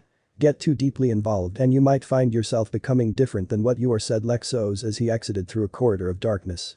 Location. Final Valley. How long has it been, Lou, or should I call you Marluxia now? JD said. Lou is just fine. It reminds me of the good old days. When we traveled the universe through the darkness, Marluxia said, feeling nostalgic. Well, I'm sure you remember this place, said JD. Yeah, this is where we started our new life. When we put the shinobi life behind us and went with Diz, said Marluxia. So becoming a nobody didn't deplete your memory like some others, JD said, raising an eyebrow from under his helmet. Me and Larxene remember everything, even the way we died. Anyway, our plans are in motion. The Keyblade Master will soon be ours, and the organization will soon be our puppets, Marluxia said, not wanting to fully elaborate on his prior demise. If only my Keyblade had the power to release hearts, JD said, feeling inadequate. It doesn't matter. Your Keyblade has a unique and better power all its own, said Marluxia. Yeah, I guess, said JD. Remember, if we were to fade away you would be the one to carry on our legacy, said Marluxia as he teleported away. Right. In the castle, Larxene stood watch over Namen. Wow, our plan is going so well, all thanks to you, Namen. Now the toy will soon follow all of our orders, and he will be ours to command. The memories of Kairi will be replaced by sweat little eyes of you, said Larxene with a mocking tone. He won't forget.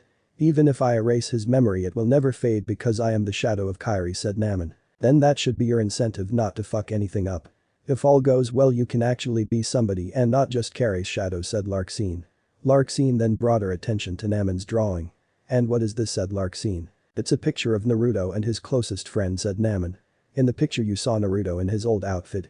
A pink-haired girl and a boy with a blue shirt. It seems you know a great deal about his past, said Larxene. Yeah, when Vexen took him and his memories were gone, I went through them but was only able to restore some. Others were left out because they would be problematic for the organization. Some of his memories should be forgotten anyway, said Naman. Why do you say that, asked Larxene. Well, he did not live a charmed life. He was picked on by the villagers because he was different. He always tried to assimilate himself with these people. Even though some of them accepted him, there are always the ignorant ones. I believe he is better off not remembering, said Naman, feeling bad for the boy. The two nobodies entered Sakes's room. It was one of the biggest rooms in the castle. They looked at Sakes lying down on his sofa reading his book. What are you two doing here? Sakes questioned. We think there's an absent silhouette in here, said Naruto. Let me guess, Luxord is playing games again, said Sakes. Yeah, we have to defeat them, said Demyx. Alright, I guess I can be of some assistance. Besides, I need to train anyway, said Sakes, putting his book away and joining the party. The three looked in the corner to see a symbol of a flute. It read Harvesting Hive. The symbol transformed into a woman with black and blonde hair and a ponytail. She was wearing the organization coat. She drew her flute and the battle started. She played her flute and a bunch of insect nobodies that looked like a hybrid of a bee and a battle attacked the three nobodies. Sakes called upon the power of the moon and went to his berserk mode.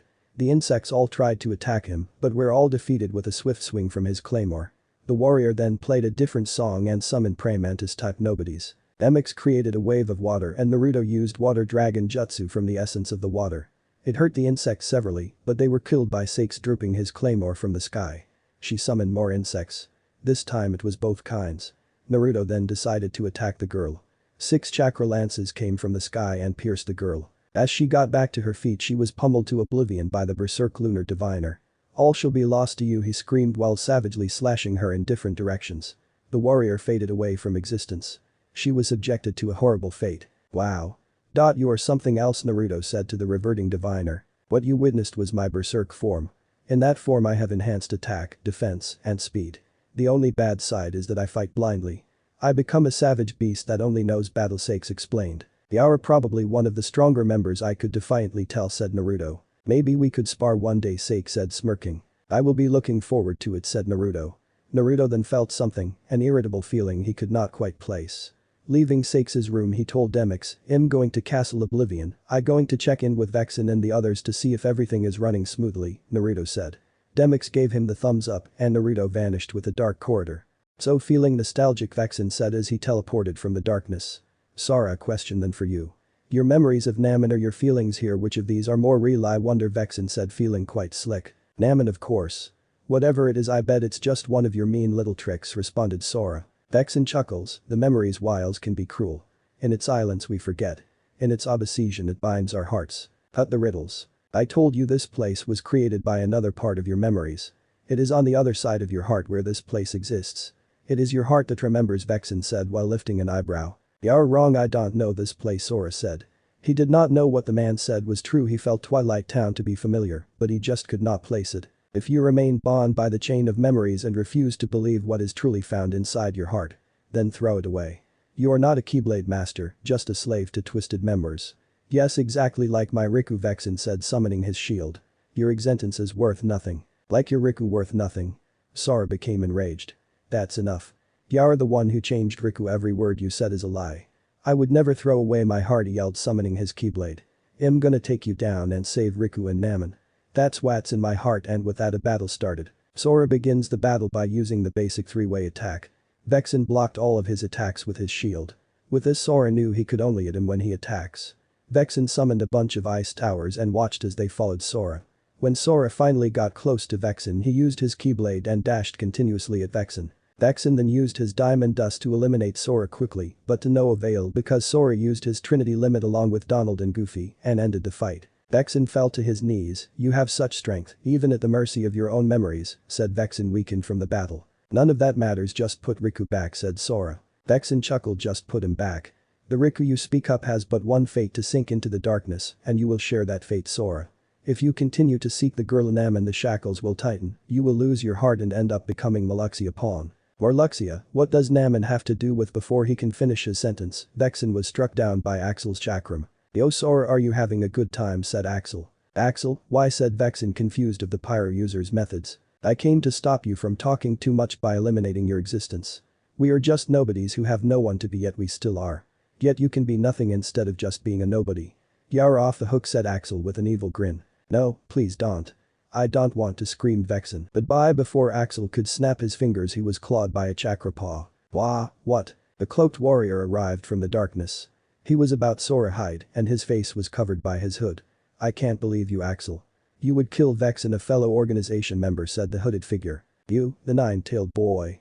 It's not what it looks like, Axel tried to plead, but to no avail. Naruto's mind was made up. Vexen, leave, I will rid us of the traitor, said the coated boy. Thanks, boy. I owe you one, Vexen said as he teleported away. Now to kill you, the boy said while charging up his Rasengan. Axel teleported away before the ball of chakra made contact. The boy then looked at Sora. So you're the Sora I've heard so much about, said the boy with a mellow tone. What are you, some kind of demon, said Sora. You're completely wrong, I am not a demon. I am a god, said the boy with an evil tone. Remember, Keyblade Master, everyone and everything has an ending. After those words the boy disappeared along with the darkness. Naruto exited a corridor of darkness where Vexen, Zexion and Lexius were waiting for him. Thanks, boy, if it were not for you I would have been eliminated for sure, said Vexen trying to catch his breath. Naruto patted Vexen on the back, concerned about his health. I'm not going to let that traitor kill someone who is precious to me, Naruto said, feeling completely furious. Axel should be dealt with, Naruto said, slowly calming down. I figured he would be problematic from the beginning, said Zexion, agreeing with Naruto. Yes, but we cannot forget about Marluxia. He is most likely the one who put him up to it, Lexia said, reminding them of the latter threat. What is this I am hearing about a traitor?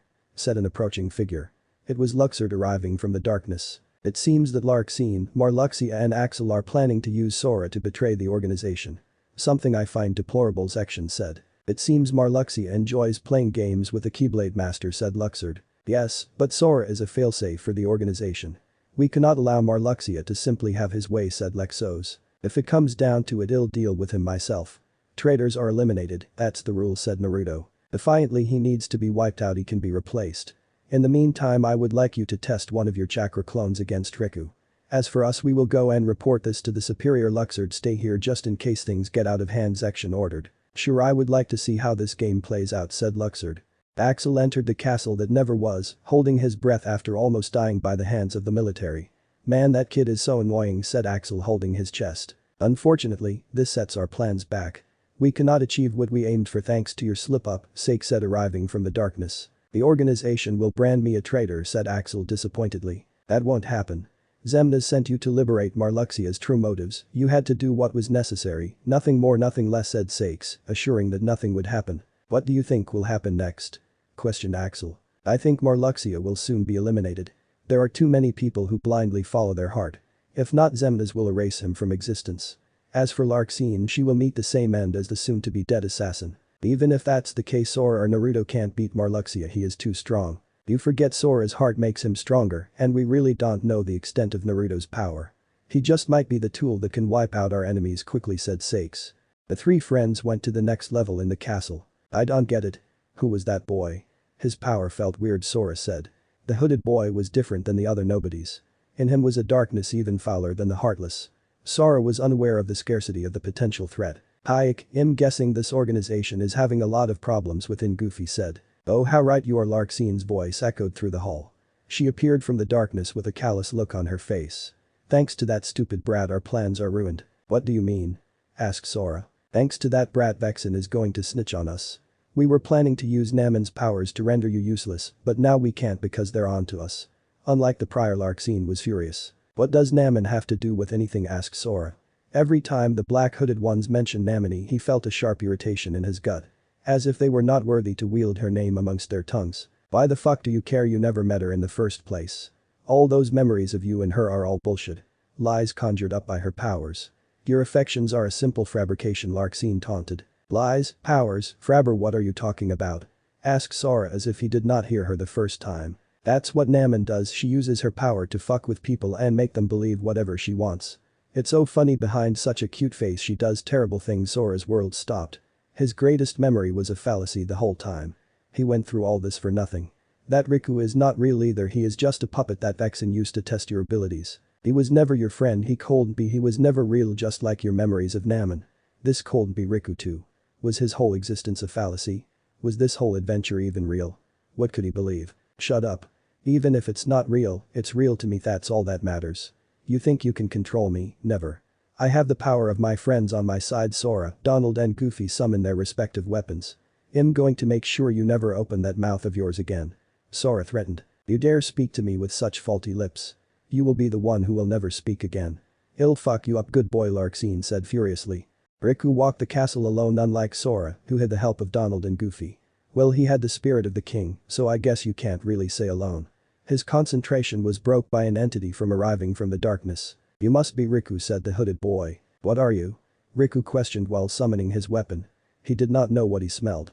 The scent was similar to Vexen and those of his kind, but there was something different about this boy entirely, something wicked. That's none of your concern, said the boy as he split in two. He summoned a clone of himself that had the knowledge of how he used to fight. Take care of him, he said as he teleported away. Riku found himself in the middle of yet another battle. The battle ended not in Larxene's favor. As violent as she was eventually humbled by Sora and company. How could I lose to you, everything? Everything was a lie. Lumeria, the rest is up to you. The nymph sang her last song of despair and faded to darkness. Sora felt at ease having eliminated the savage threat before him. Donald, Goofy, let's go. Sora and company ran even further through the castle to find Namen. The fight commenced.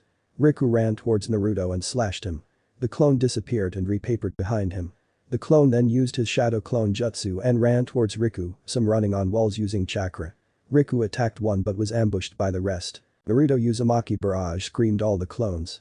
Riku got up after taking a great deal of damage. Darkness. He screamed as he turned to his dark form. He zipped through Naruto's clones using the force of darkness. Naruto then used a summoning jutsu and summoned a nobody-like toad that spat giant water bullets at Riku. He dodged these attacks. He then ran up the toad and used Dark Firaga on Naruto and knocked him of the toad. Naruto then disappeared and reappeared behind him with another clone. They charged their chakra into a sphere. Rasengan. Naruto screamed as he charged towards Riku. King Mickey appeared out of nowhere. With his arrival, the two of them shot out beams of light and darkness and eliminated the chakra clone. The fight was over. Your Majesty, you're here. You're really here this time, Riku said, hugging the Disney king. Well gosh, Riku, did you think I would leave you hanging? Said the king cheerfully. Sora advanced to the next floor. When he arrived, there was a symbol of two swords covered in nobody-like energy. The symbol started to form. It created a man with long wild purple hair wearing an organization coat. He was floating with his arms folded while a sword and a pistol-like sword flew around him. Who are you? Questioned Sora. The silhouette did not respond. It descended to the ground while grabbing its two weapons. He went into his fighting stance in which he held both blades at each side. Sora and company prepared as their weapons and began to do battle with a silent threat. Naruto arrived at the last floor of the castle. Hey traitor, show yourself, Naruto yelled, his angry voice echoing through the hall. So you have arrived at last. I was wondering when we would get to square off, the graceful assassin's voice echoed. Flowers emerged in the middle of the room that exploded into darkness. He emerged holding a light blonde-haired girl with a white skirt. Before we square off, how about we have a little chat, Marluxia said with mischievous grin. I don't have time for your banter, I'm going to kill you, you fucking snake, Naruto yelled. Oh, but why waste such a beautiful moment? Naruto, little do you know we have more in common than you think. Marluxia said, evil intent radiated off his body. What do you mean much in common? Naruto questioned. We both came from the same place, a nice little village called Konoha. Well, let us say it wasn't as nice for you. You were the laughingstock of the whole village, everyone hated you.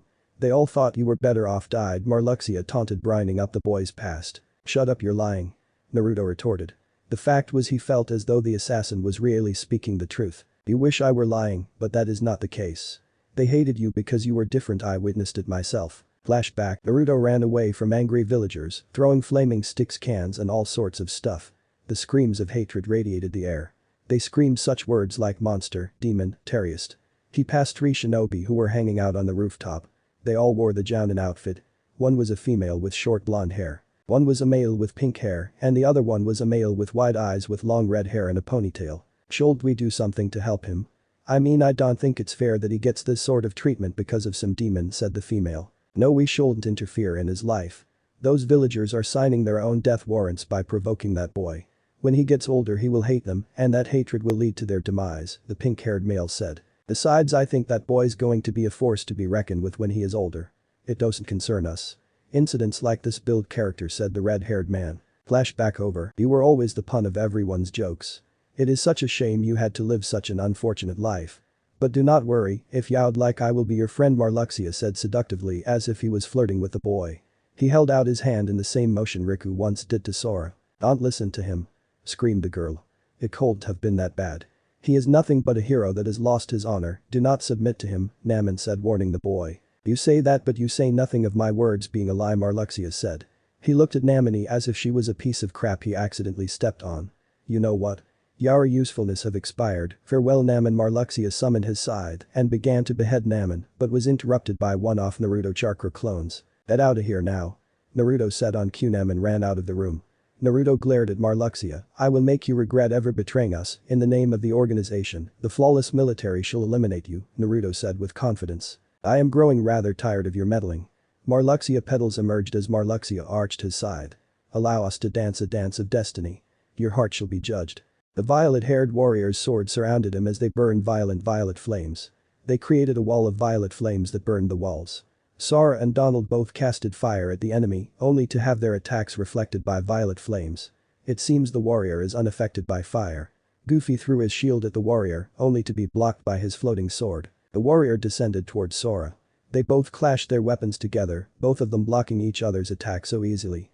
Sora slashed the warrior in the chest. He then jumped to lay the second strike, but was parried. A giant violet flaming hand grabbed Sora, burning him slowly. The warrior levitated towards Sora and chuckled. What's so funny? Donald used a thunder spell and knocked the enemy back, breaking his control of the flaming hand. Goofy then stepped on Sora's head, using him as leverage to uppercut the warrior with his shield. Sora then jumped towards Goofy, in which Goofy threw him towards then enemy. Sora used Ars Arcanum to subdue the enemy. He topped it off his combo attack by slapping the enemy down with all his might. We did it, they cheered, thinking they've won. Their cheers were short-lived when the warrior arose from the ground. What does it take to beat this guy?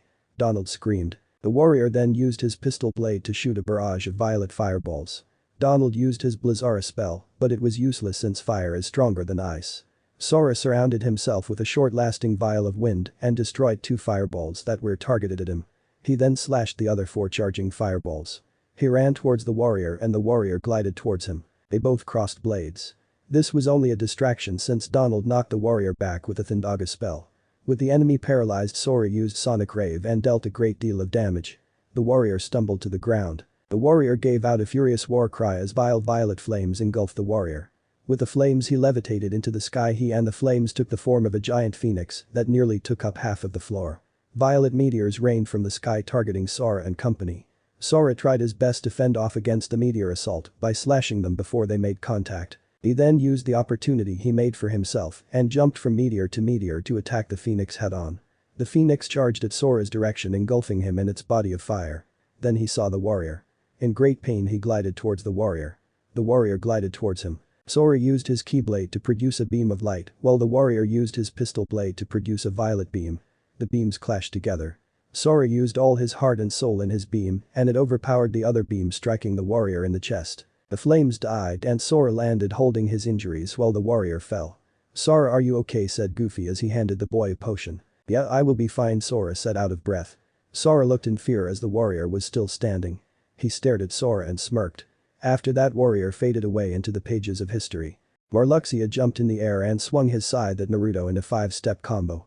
This attack caught Naruto off guard and scared his body up. Marluxia then attempted to launch Naruto in the air with his scythe but was parried by Naruto's 2 clones. He swiped his blade and got rid of them. Giant Vortex Jutsu, Naruto shouted as a mighty river came forth in Marluxia's direction. It covered Marluxia's body. Naruto used Rasengan on the river only for that plan to be foiled. Marluxia emerged from the river with a force field made of flowers. Predictable, using them same skills you acquired through your training against the mist silhouettes, Marluxia screamed as he swung his scythe 6 times and 6 blades made of rose energy collided at Naruto, leaving him underwater. Marluxia submerged underwater. He summoned 3 violet vortexes at the bottom of the river, swallowing whatever water was left. Marluxia then went up to Naruto and grabbed his chin. You have a cute face, boy, it is a pity I have to destroy it. The clone Marluxia was holding exploded into water, pushing Marluxia back. The real Naruto landed in the middle of the floor. How's that for predictable? I'll admit you did catch me off guard, but now you will pay for such tenacity, Marluxia yelled as he summoned 3 other clones, and all 3 of them came into Naruto's direction. Ah, so it's a battle of doubles. Naruto summoned 3 clones, all with their hoods up, all holding Charka-based weapons. One had Zigbar's guns. Another had Zaldin's 6 lances, and the last one had Sakes's claymore. They all countered Marluxia's clones, while the real Naruto fought Marluxia. Marluxia summoned pink energy pillars from the ground. Naruto did some hand signs. Summoning jutsu, he yelled as fox like nobodies came from nowhere and started to attack Marluxia. Marluxia zipped away from the familiar and appeared behind Naruto. He was then shot by the chakra clone's gun. He used his scythe in circular motion to repel the other bullets. The other clone with the claymore came and crossed swords with Marluxia. The one with the gun shot at him to distract him. This allowed the clone with the claymore to launch Marluxia up in the air. The real Naruto took his scythe and slashed him 3 times in the air. The shooter shoots him further in the air. The one with the lances threw his lances down at him, making the graceful assassin fall. The real Naruto bounced off the claymore clone and finished Marluxia with a full-charged Rasengan. Naruto stared at the damage inflicted Marluxia and laughed. This is the power of the graceful assassin, you're just pathetic bro, Naruto mocked. Marluxia's face bared the mark of hatred. Do not mock me, you ingrate. Marluxia ascended to the sky gracefully, leaving a trail of petals where he once was. We have only begun to dance. How many times do I have to beat you until you realize you met your end, Naruto said angrily. You're wrong, it's not the end, Marluxia said. He digs in his pocket and pulled out a bottle. What's that, said a confused Naruto. It is a gift from a friend, Marluxia said as his face turned into a grin. He opened the bottle and chakra in the form of a phoenix poured out, transforming Marluxia's body. The area turned black and Naruto felt like he was being pulled in by the dark. When Naruto looked up, he saw Marluxia with pink feathery wings, a new mutated scythe. His coat was all white. Marluxia hovered over Naruto looking like a godlike archangel. Now you see me in my beautiful magnificence. This is what I truly am, said Marluxia as his voice doubled. What happened? He has Sharka. What's going on, Naruto thought. Drown in this heart-lorn world of nothingness. I shall scatter you heart to the empty winds. Sora and company ran towards the last floor. They arrived in front of the final door. In front of the door was Namen, the girl who Sora desperately tried to protect. Namen, you're here, you're finally here, Sora said, delighted to see his friend. He ran up to her and gave her a hug. Sora, I, Namen said, recoiling. Sora finally found Namen.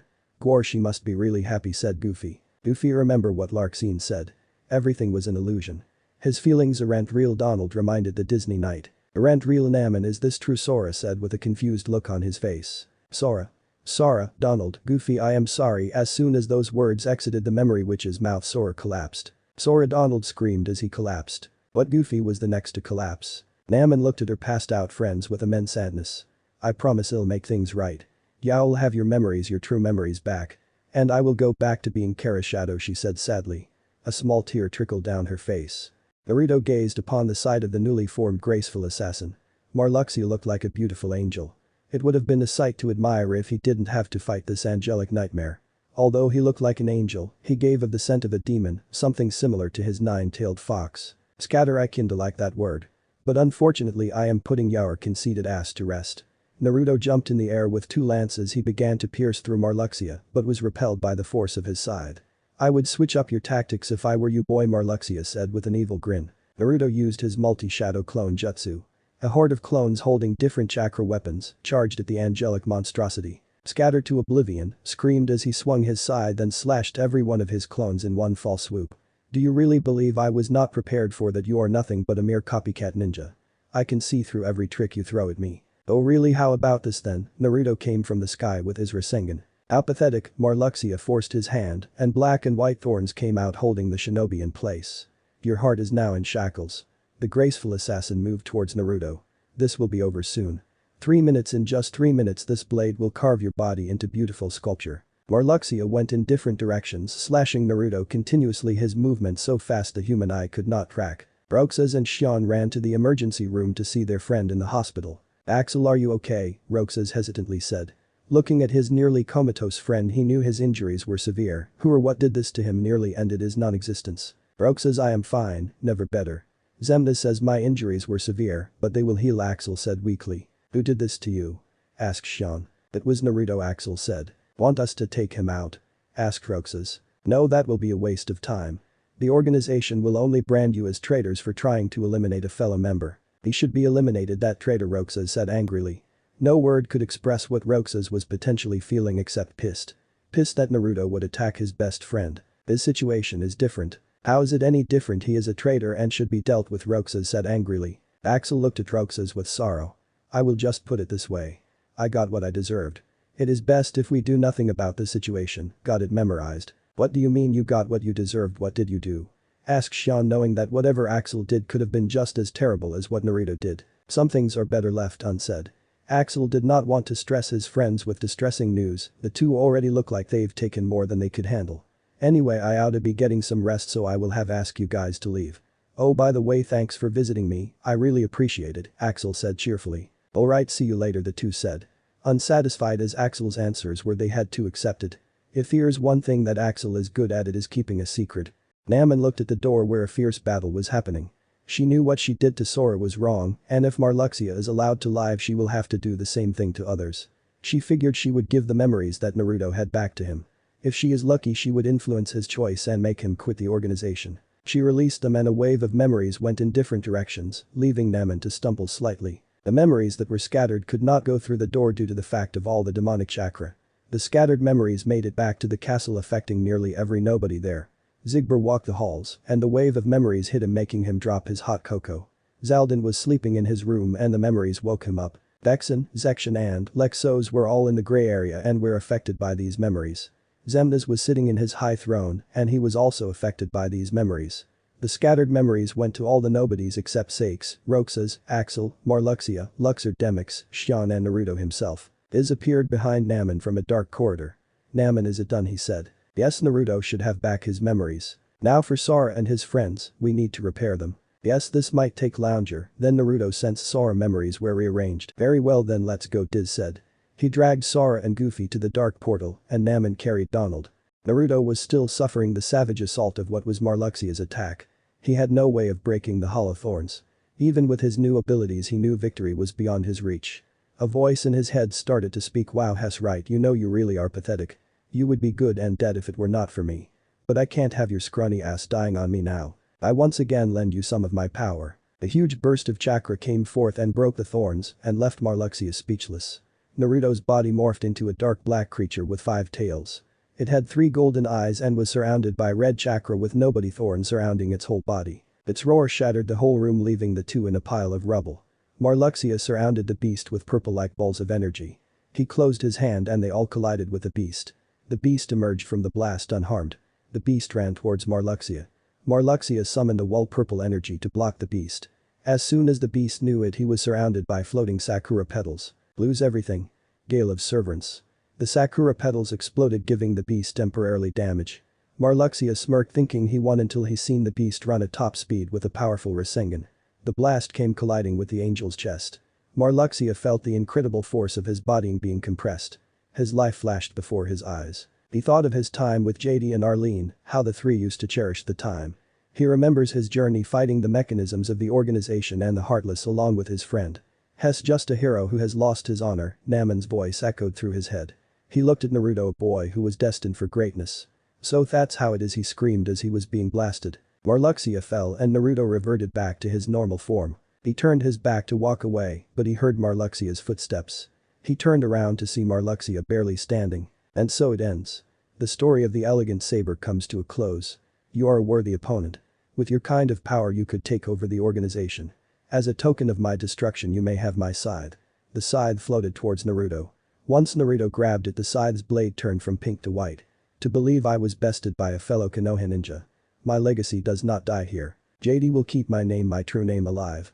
Lumaria, and with that Marluxia faded into darkness with a vacant smile on his face. The castle began to collapse. Naruto fell on the ground in the mix of the collapsing castle. A dark portal appeared and Luxord came out of it. Naruto, the game is over, this castle is folding, we must leave this place at once. Luxord helped Naruto up and the two went into the dark portal and returned to the castle.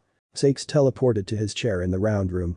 Xemnas, what is our next move, he said plainly. Xemnas smiled evilly. We head for the shinobi world. Naruto and Luxord entered the gray area. They both sat down on separate sofas. There were much for Naruto to think about. He has just destroyed one of the most powerful members in the organization. Vexen would have died if he did not intervene. The fact that one of their headquarters was destroyed. Not to mention he got a new weapon. Luxord looked at the boy knowing he had to be one hell of a fighter to destroy Marluxia. He could not even beat Marluxia when they fought to see who would be the Lord of Castle Oblivion. Another thing Luxord wondered was what happened to Naman. Did she escape, and if she did, it is not like Naruto knew or was concerned with her significance. But just in case, it was good to question it anyway. Are you alright, Naruto? Questioned the time binder. Yeah, I'm alright, it does not take much for my injuries to heal. Naruto, I have a question. Do you know what happened to Naman? Asked Luxord. No, I rescued her from Marluxia, after that she fled. So now she is gone, how unfortunate. I will be leaving now, do as you will. Luxord teleported away without a second thought. In the round room sat Xemnas, Zaldin, Lexius, Sakes, Demix, Zection, Vexen and Zigbor. Xemnas gazed at the two seats that used to belong to the assassin and the nymph. As you know, numbers I and she were eliminated. Although they are traitors, their deaths shortened our numbers, said the superior. What? They were traitors, I never would have guessed, said a surprised Demix. But that is not why I have called this meeting. Recently I have retrieved what is believed to be some of Naruto's memories. Section looked up at the superior. Me, Lexos and Vexen has also retrieved these memories. It happened to me too, said Zaldin. Xemnas again gazed upon the faces of his fellow organization members. Zaldin looked very collective, like he had a lot on his mind. Lexos' look was the same. Sakes looked intrigued by this new information. Demix was still in awe. Zection showed no emotion whatsoever. Vexen looked like he was planning something else with his newly retrieved information. Zigbor was the more complicated one. He had a look of both anger and seclusion. Knowing the freeshooter as long as he did, he knew that Zigbor was one of the ones who retrieved the memories and probably was not pleased on what he saw. For those who saw his memories, you know what kind of world he comes from. It was a world of pain and revenge, one that did not accept him into their society. This nine-tailed fox is one of the most fascinating concepts of that world. There appears to be 8 more of these chakra beasts. These seal demons and their host possess incredible power, just like Naruto. Not only that everyone from this world can use chakra. The very essence we need to complete Kingdom Hearts. The way that world is, it does not need to exist. We should take what we need and destroy that world completely. The other members looked at Xemnas, and some were for his new plan, and some were against it, particularly Sakes. Xemnas, is this really the best idea? We don't really know the full existence of this world or its inhabitants. I think we should study it before we act, said Sakes, trying to slow down Xemnas' plan. No, time is something we don't have, said Xemnas, silencing Sakes. Sakes responded by giving Xemnas an evil look. He wondered if he gave up on his plans for Sora. I also agree. How that world is and how they treat people is not cool. I say the hell with that world. I'll snipe every one of those so-called shinobi, said an angry Zigbor. The world plagued by revenge, a savage one indeed. One person from Naruto's memory interests me, said Vexen. And who is it? Lexius asked. The eternal rival of our Naruto, Sasuke Uchiha. It was the duel between the two of them that led the boy into our hands. Vexen said. Sasuke Uchiha is that vengeful Sharingan user who wants to kill his brother, if I am not mistaken, said Zaldin. It makes no difference, Sasuke is weak and lacks the proper training to be a threat. The real threats are those Akatsuki. If those dogs are looking for tailed beast, they're looking for Naruto, and that's just something we can't have, said Zigbor. Vexen looked at Zigbor condescendingly. What I am trying to say is Sasuke possesses a threat because he is Naruto's strongest memory. He has potential to jog his memory, and if he does, it is possible the boy will betray us. Who says he will betray us? We don't know how Naruto will react to Sasuke. Judging by how they left things, he might kill Sasuke, which would not be a bad thing, said Zigbor. Yes, but it concludes my point that. Enough. Xemnas screamed, silencing Zigbor and Vexen. Zigbor, go with Zaldin to the Sand Village and capture Gaara. I want him in our organization. Destroy the damn place if you have to. Vexen, Lexos, Zection, you 3 are in charge of Sasuke's destruction. Demix, I have already placed Luxord on a special mission and you are to meet him in the gray area. Sakes, I don't know, just watch TV or something. I have no plans for you right now, and with that the organization members teleported away, all but Sakes, who was still giving Xemnas an evil glare. Don't you look as if I owe you something. You can be replaced. Am I clear? Said Xemnas, looking down on the diviner. Xemnas did not like how Sakes attempted to derail his agenda. Immediately whatever pull Sakes had went out the window. Crystal clear, sir, Sakes said as he vanished away. Shortly after the dispute, Luxord appeared in his seat. Naman has escaped, said the gambler. I am well aware of that. It does not matter, I have a plan B. I have sent Demix to meet you in the gray area. I have a feeling we are going to lose more members than just Marluxia and Larxene. You already know what you must do. Indeed, Luxord said, teleporting away. Sitting on the couch, Naruto realized he did not know much about scythes. He knew, however, the organization has videos of former missions. With this knowledge, he teleported to the data room. He looked on the list of members. It turns out Organization 13 had other members who either retired, new arrives that did not fit the bill as of yet, or were simply eliminated. He would have to keep that in mind for later. He learned that a scythe is used as a mid-ranged weapon. Marluxia often merged his natural energy to produce stronger attacks.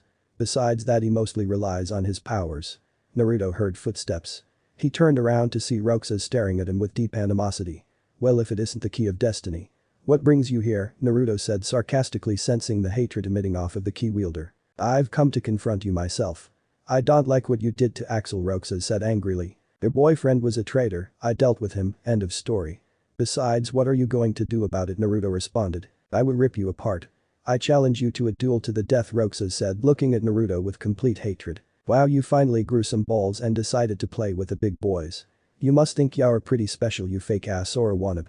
You're nothing but a pussy, the only reason you're even in the organization is because of that ridiculous key you carry around. You and it shit. You're the weakest and most worthless member of this organization. You and your Pinocchio friend are worthless," Naruto said, evilly mocking the boy and Shion. Naruto's words made Roxas lose it. The Keyblade boy ran towards Naruto. Naruto opened a portal of darkness and fell back while Roxas ran towards him, falling through the hole. They both got up and Roxas realized he was in Twilight's view. "I am tired of your shit." Roxas summoned Oathkeeper and Oblivion and ran towards Naruto. Naruto summoned his scythe known as Malice. "Bring it, bitch." The two collided their weapons. They both pushed each other back. Roxas flipped in the air and summoned 4 pillars of light that charged at Naruto. Naruto summoned a wall of chakra that absorbed Roxas' attack. The absorbed attack started to take form. "Roxas, I hope you know when you found me I did not just look up Marluxia's fighting style, I also took a peek at you." It took the form of a shadowy Roxas.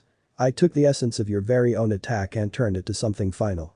Roxas, you now fight your very own darkness." Roxas fought the shadowy doppelganger, matching it blow for blow. The doppelganger was faster than Roxas was, however, but his combos became predictable after a while. Roxas ran in to lay the final blow until the doppelganger exploded into pure energy, leaving Roxas damaged. Naruto jumped down from the balcony. "Amazing, Roxas, you managed to wear yourself out without me barely lifting a finger. You're cheating." "It's not cheating knowing everything about an enemy who is supposed to be a comrade. You're very stupid for challenging me. In memory of Marluxia I shall scatter your body across the empty winds." Roxas glowed a great white light with his keyblade swirling around him. "Oh, so this is your true power." Naruto surrounded Roxas with 7 other shadow clones. "You think you could beat me, you weakling? I am the flawless military." Naruto screamed as his 8 scythes glow red chakra-like energy. They all swung their scythe in Roxas' direction, throwing the red energy at Roxas. The slashes made contact, but some of the damage was halved by Roxas, creating an explosive shockwave of light. The explosion destroyed all of Naruto's clones and leaving Naruto mildly wounded. What intriguing power. After the explosion, Roxas laid comatose on the floor. Naruto walked towards the defeated Roxas and looked at his comatose body. "It's over, rest in darkness," he said evilly. "That's enough of that," Xemnas said as he teleported in the room. "Heal him," Xemnas said. "I don't even know how," Naruto said, not wanting to comply with the superior orders. "Concentrate your demon chakra and mix it with this potion." Naruto did as the man said, he would not want to anger the superior. "Now I have assigned you a mission. Go check in on Xaldin and Zigber's progress in the Sand Village. Consider this a slap on the wrist," Xemnas said as he opened a dark portal for Naruto. The 2 nobodies teleported to the middle of the village. Immediately Anbu were on their tail. They looked at the 2 nobodies. "State your business here," said an Anbu with a falcon mask. "It looks like these guys don't play around," said the hooded Zigber. "I repeat, state your business here." Now the Anbu was losing his patience. Zigber chuckled. "I guess there's no reason we can't cooperate." Xaldin sighed. "We're looking for Gaara of the desert," he said as he folded his arms. The 2 Anbus looked at one another and came to a conclusion. "Sorry, we can't reveal that information." "Now if you don't mind we must ask you to leave," the Anbu said as they both put up their swords. "I don't like being threatened, how about you?" Xaldin asked Zigber. "Nah, but from the looks of it, they don't want to tell us where Gaara is." "I don't think we have any use for these people anymore," Zigber said evilly. Xaldin turned his attention to the afraid Anbus. "Tell me, how much do you love your village?" Xaldin said as he snapped his fingers and destroyed several buildings with a gust of wind. The Anbus immediately went into action. Before they could strike the 2 nobodies, they were stabbed in the chest by Xaldin lances. Xaldin looked down at the 2 dead shinobi. "It seems you don't love your village." Shortly after, shinobi and Kanachia alike all surrounded the 2 nobodies. They all began to charge the nobodies until they despaired into darkness. Xaldin teleported into the sky and formed his lances into his giant dragoon. "I will make this quick. I want to make it back so I can watch True Blood." Xaldin's wind dragoon created a big burst of metaphysical wind, blowing away everything in its path, destroying ninja, civilians, animal, buildings and everything else in sight. The debris and rubble caught up with the dragoon's blast and made it harder for ninjas to survive the blast. Shinobi that tried to attack the dragoon from behind were all sniped down by Zigber. His perfect aim proved more than a match for these ninja. He shot them in all sorts of areas that either killed them or crippled their movement so they can be destroyed by Xaldin's wind blast. In a matter of hours the Sand Village was no more. Zigber and Xaldin teleported the corpse to the absorption room so the remnants of the dead body's chakra can be absorbed. They looked in the rubble to see an injured Baki. The lancer and the sharpshooter went to the injured shinobi. "Where is Gaara?" asked Zaldin. "Please don't kill me, I will tell you everything I know." "He was kidnapped by Akatsuki, a group of mercenary demon hunters," said Baki. Zaldin's spear stabbed Baki from behind. "I never said I would spare you." After that he threw Baka's corpse in the dark portal. "So what now, big guy?" asked Zigbur. "We need Naruto so he can sniff out Gaara's chakra." "Let's wait, Zemnas told me earlier that he would send Naruto shortly after if anything." Sasuke and Kakashi walked to the Hokage's room. Sasuke was wearing a black shirt with a blue jacket with a lot of zippers with the Uchiha crest in the back. He had baggy black and blue pants with many zippers and pockets. He had a pouch for kunai on his right and a pouch for shuriken on his left. The two entered the room to see Tsunade, Shizune, Kankuro, Granny Chiyo and Tamari. Tsunade looked at Sasuke and briefed him on the mission to find the Kazekage Gaara. After that Sasuke and company left the village. He said to Kakashi, "This time we got a real mission. One to rescue Gaara. I'm not going to let no one down anymore." You can believe that he said, somewhat stealing Naruto's old catchphrase. Sasuke knew Zemna's new plan would leave no place for any of the organization member obtaining hearts. He knew that Zemna's was misleading most of the organization members, but even with it there are only few he could trust. Zigbur was not one of them. If anyone knows what Zemna's is planning, it was his true second in demand, and even if he did know, he is most likely to be in cahoots with the plan anyway. Zaldin mostly kept to himself, but to be a friend of Zigbur, Zaldin cannot be trusted either. Vexen often questioned Zemna's intentions, but he feared Zemna's with a passion and fear is hard to break. Section was loyal to the cause of getting his heart back, but he won't be as stupid to betray Zemna's, and if he won't, Lexos was out of the picture. Demix may be dim, but he would not be as stupid to betray Zemna's, and Luxord has an uncanny loyalty to the organization. The scariest of all was Naruto. Not being a full-blooded nobody, he can't cast aside his emotions so easily and is a ticking time bomb. He would not betray his friends, and he considered some of the members like family. If anything, approaching Naruto should be the last thing to do. The only choices left are his childhood friend Axel, who was his last hope. If Axel hears him out, Roxas and Shion will follow, leaving Zemna's without a keyblade. Sasuke opened the door to Axel's room. He looked at his friend flipping channels on the television. Axel looked at Sasuke, having mixed feelings about his visit. Unlike Axel, Sasuke's personality drastically changed when he became a nobody. "Sasuke, what's up?" Axel said, trying to sound as cheery as possible. "How are your injuries coming along?" asked Sasuke. "It's coming along better than I thought. I think I should be in top form by tomorrow." Sasuke sat on Axel's bed next to him. "When you are ready, we have some moving to do. Let us just say things are not going in our favor. I feel as though your two friends are no longer any use to the organization. At this rate we will never acquire our hearts back." "I see, so how are we going to go about this?" asked Axel. "Inform Shion and Roxas when you're well. After that we make our move." "Sure, I got it memorized," Axel said, smirking. It was the organization itself that changed Sasuke. Now with that no longer as I factor, the old Isa he knew and loved was somewhat back. Besides, he had it with all these other nobodies. He just wanted to do as he pleased with no one ordering him around. "Anyway, what's on TV?" asked Sasuke. Section, Vexen and Lexius all were standing around in the basement. The two nobodies looked at their buff friend. "You know what you got to do," said Vexen. "Yes, I know, I must eliminate the opposite. I must kill Sasuke," Chihalexia said, exiting a corridor. The Dark Ocean W was a dim world that looks grim and hopeless. The rock formations added character to the dim world, making it look weird. In this world you can see 6 clocked figures standing and sitting in many areas of the ocean. A portal opened up in the middle of the world and out came Demix and Luxord. The 6 other clocked figures got up and headed towards their direction. Luxord looked at the 6 cloaked nobodies. One of them were very tall and was very built. Another one you could tell was a woman due to the feminine body and the huge breast protruding from her coat. One was a little shorter than Luxord and had almost the same build. One was slender and you could tell it was a guy.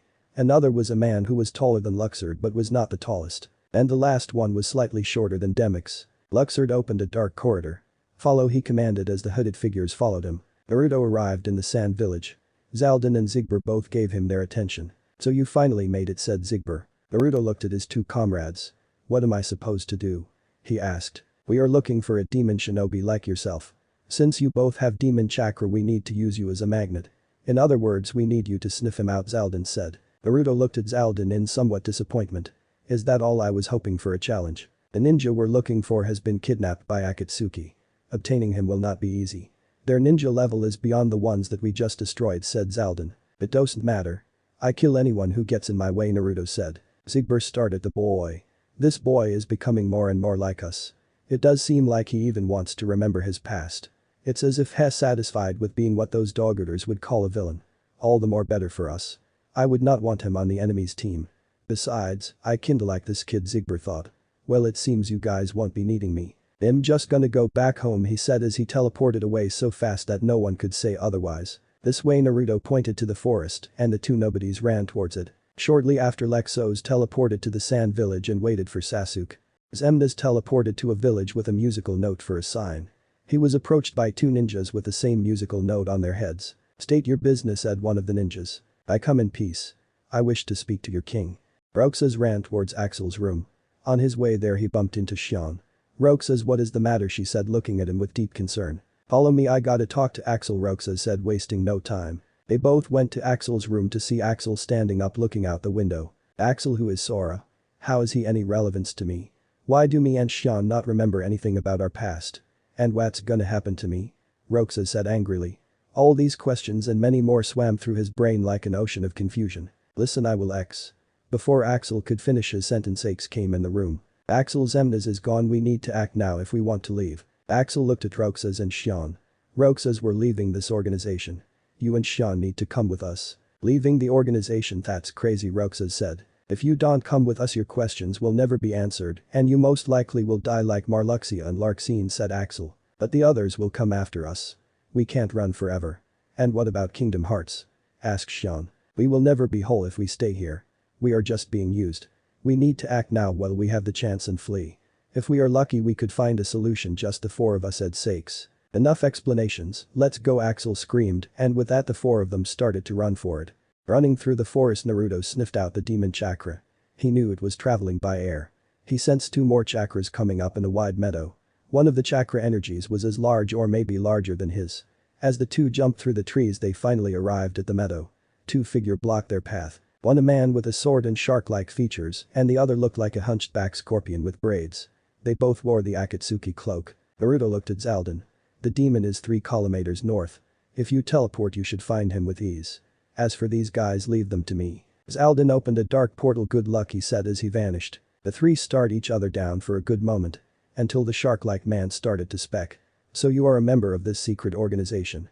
I must say I am honored to go against someone of your stature.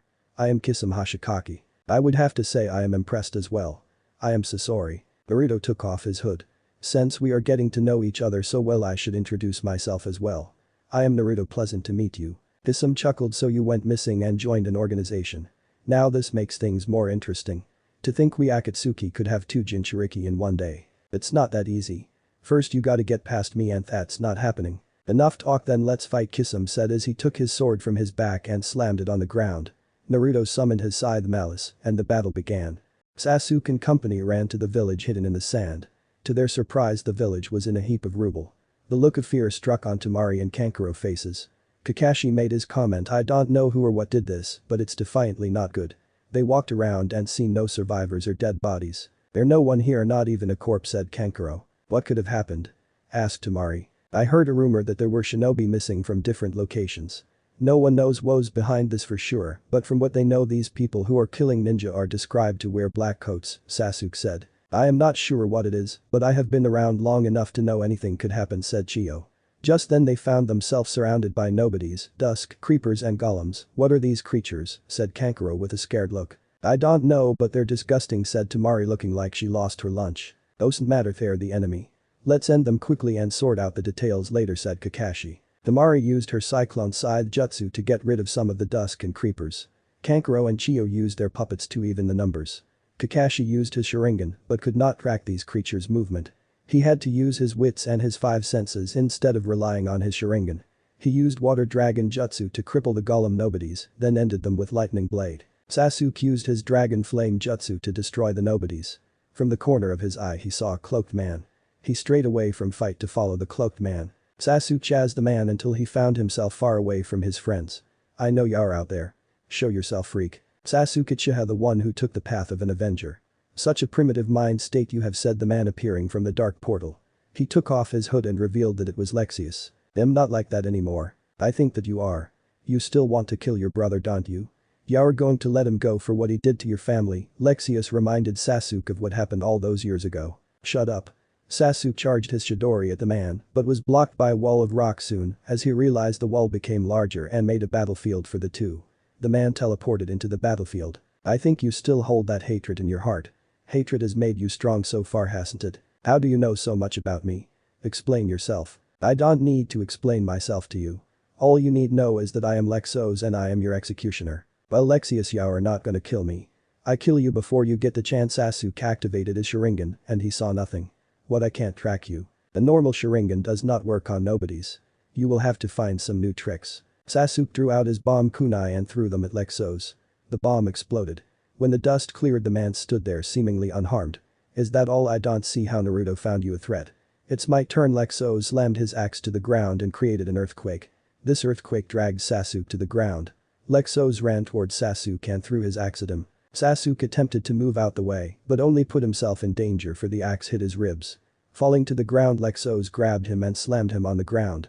He continuously slammed him until Sasuke was seemingly dead. He looked at his target and grinned. Mission accomplished. Lexos began to walk away until he looked back to see Sasuke standing up, only this time he had hand-like wings and dark pale skin. Sasuke looked at Lexos with anger. Now we finished this. Deidara flew on his clay bird holding Gaara. He was almost at the headquarters.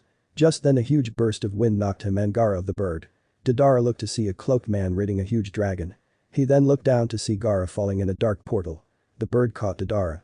He attempted to follow the other man on the dragon, but the man also went into a dark portal. What the fuck? Deidara realized he has just been jacked. Kisame and Naruto crossed their weapons together, matching each other blow for blow.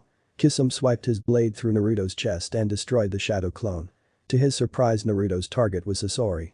Naruto formed his chakra to a huge sphere bigger than a 5-year-old child.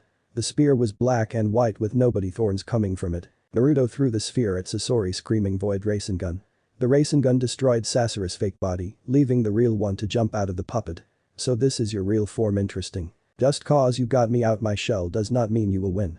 I will take you down with my puppet army. Sasori summoned his army of 1,000 puppets. An army? Let me show you the power of the military. Naruto summoned 800 chakra clones, some all with chakra-based weapons of the organization members, minus Marluxia and Xemnas. The original was the only one with a scythe. Sasori looked at Naruto's army with and laughed.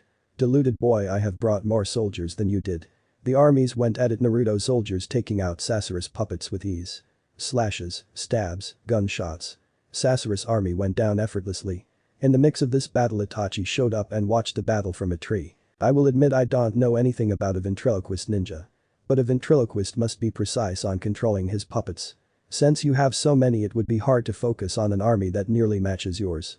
As the Sasori army started to die, Kisame slashed through Naruto's clones with ease. This shocked Naruto. How could one man wipe out so many clones with ease? Kisame got to the real Naruto and slashed him.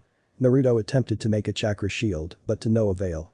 The moment Kisame's sword touched the shield, it disappeared. Naruto moved back and made chakra riffle.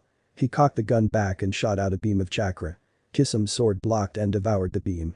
Kisame then used his water clone jutsu, and they all jumped Naruto. He formed the water clones into a water prison jutsu in which he imprisoned Naruto inside. He then put his sword in the water prison and held it to Naruto's ribs. Kisame chuckled. You're a chakra-based fighter. It's a great skill against most opponents, but not against me. My sword Samehada cuts up and devours chakra. Even a Jinchuriki such as yourself can't stand up to my blade. I can stand here all day or run you dry of chakra, or you could just lose your breath and suffocate underwater. Naruto struggled to free himself but could not. Moving like that will only tire you out. Eventually Naruto lost his breath and passed out. Kisame looked at Naruto knowing his mission was accomplished. Naruto wondered. There has to be a way out of this. I can't die yet, I have too much to live for. What about the organization? What about our plans? Were they all for nothing? I can't even contact that damn fox. It's like that stupid shark cut of the connection itself. This sucks. Is it that bad? A voice said. The voice appeared in the form of a man with brown skin and silver hair. He was wearing a trench coat and had the heartless symbol in the middle of his chest. Xemnas. I'm not Xemnas, but in a way I am Xemnas. Ansem would be a suitable name. Why are you here? What do you want with me? To give you the ultimate gift, the gift of darkness. Darkness? You are at the end of your rope. You have met your match. But with darkness on your side you could do anything. You will be unmatched by all. With your capabilities as a nobody Jinchuriki and along with darkness you will be unstoppable. At this point I don't have a choice. Darkness, it doesn't sound bad at all. I will tear that stupid shark apart. Then I will open your heart to darkness. Ansem threw a dark sphere at Naruto's heart. Back in the real world, Naruto's comatose body was surrounded in darkness. Kisame turned around to see the event. "Ah, you think you have a trick up your?" Kisame attempted to slam his sword on Naruto to absorb what he thought was chakra. The darkness stuck to Kisame's sword like slime. Kisame grabbed his sword back, freeing it from the darkness.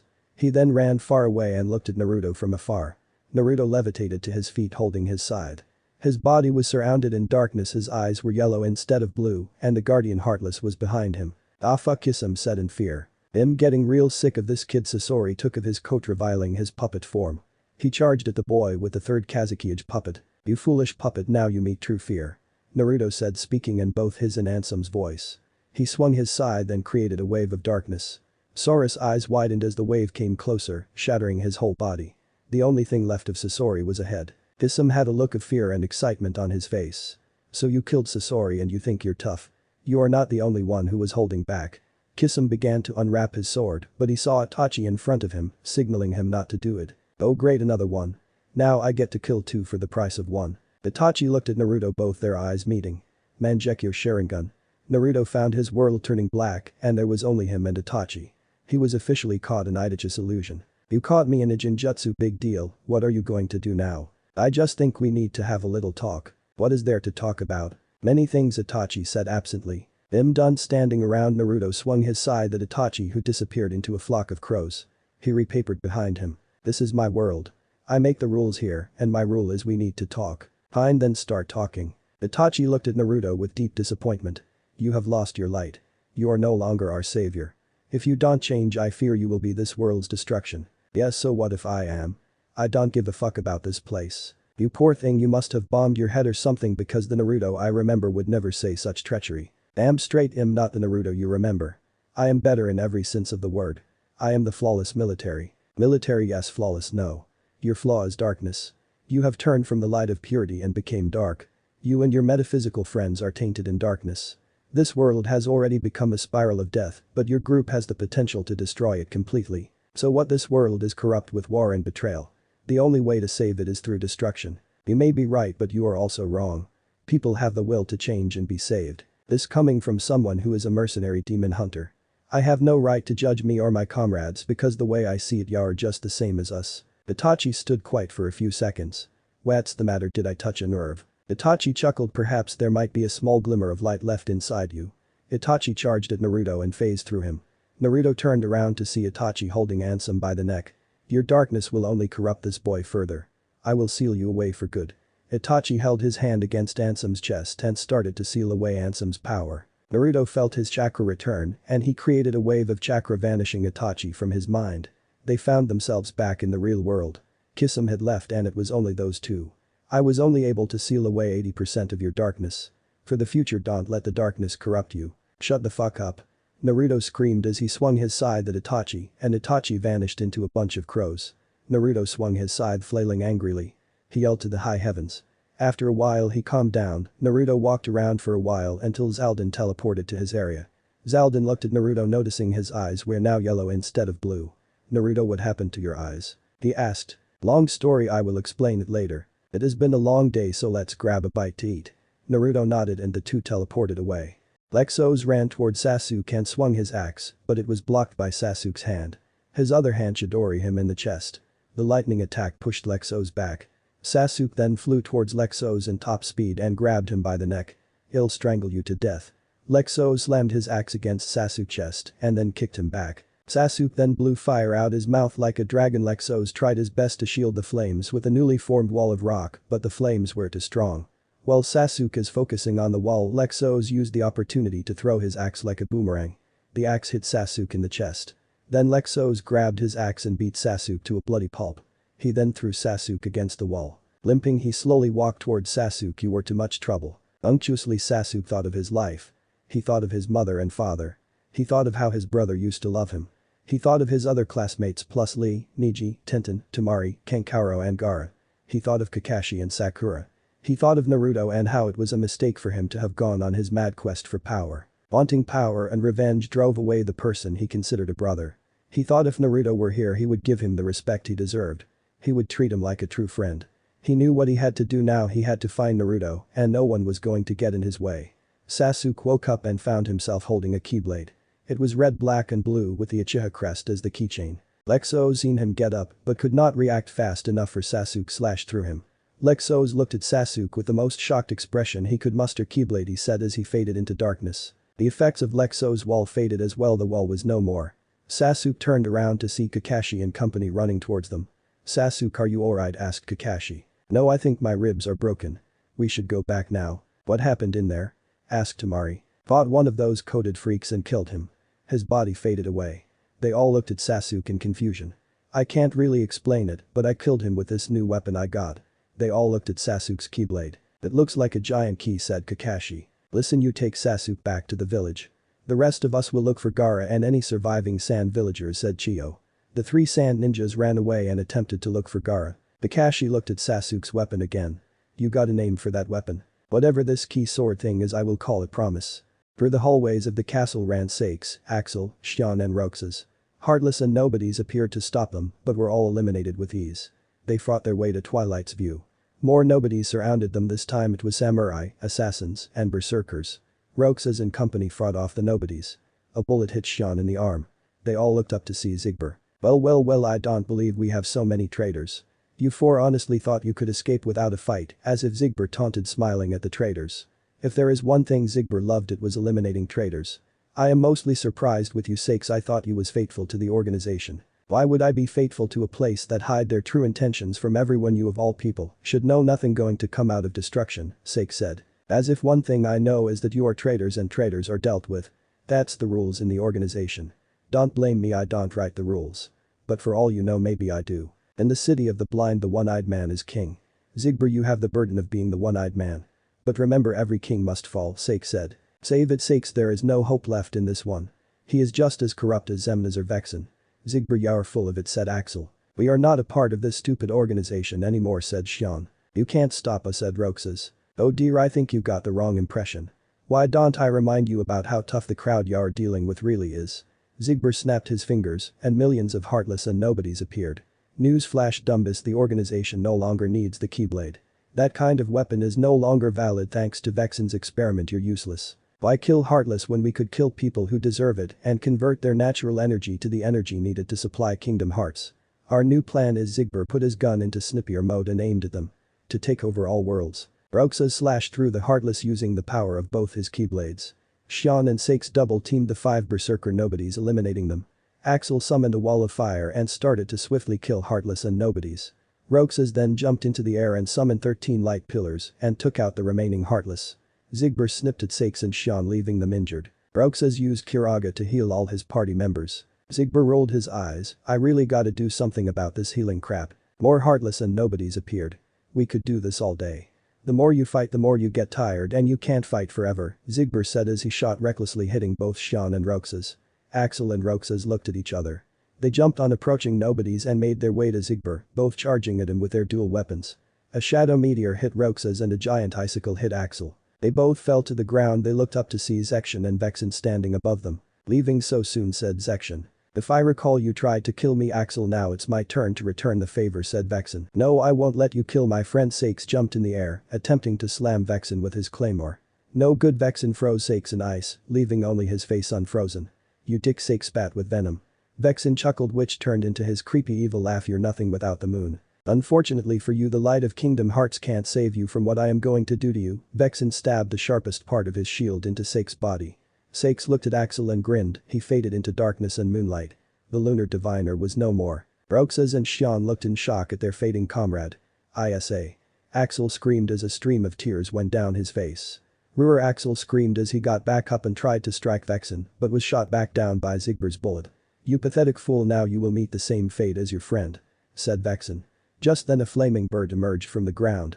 Out came a knight in red and gold armor. He covered Axel, Roxas and Shion in his wings of fire, then took the form of a phoenix and flew off. Zigbur shot at the ascending knight but caused no damage. The bird flew out the castle and out the world. Shit, they got away. Zigbur threw his guns to the ground in disappointment. Just let them go. They can be replaced. Xemnas has already made preparations, said Zexion. I guess, but now we have to worry about the burning chicken again, Zigbur said. The 2 sound ninja led Xemnas to Orochimaru. Orochimaru looked at the cloaked man in excitement. And what brings you here, Shadow Traveler? Xemnas took of his hood. Let's talk business. I wish to align a partnership with you. Thanks for watching.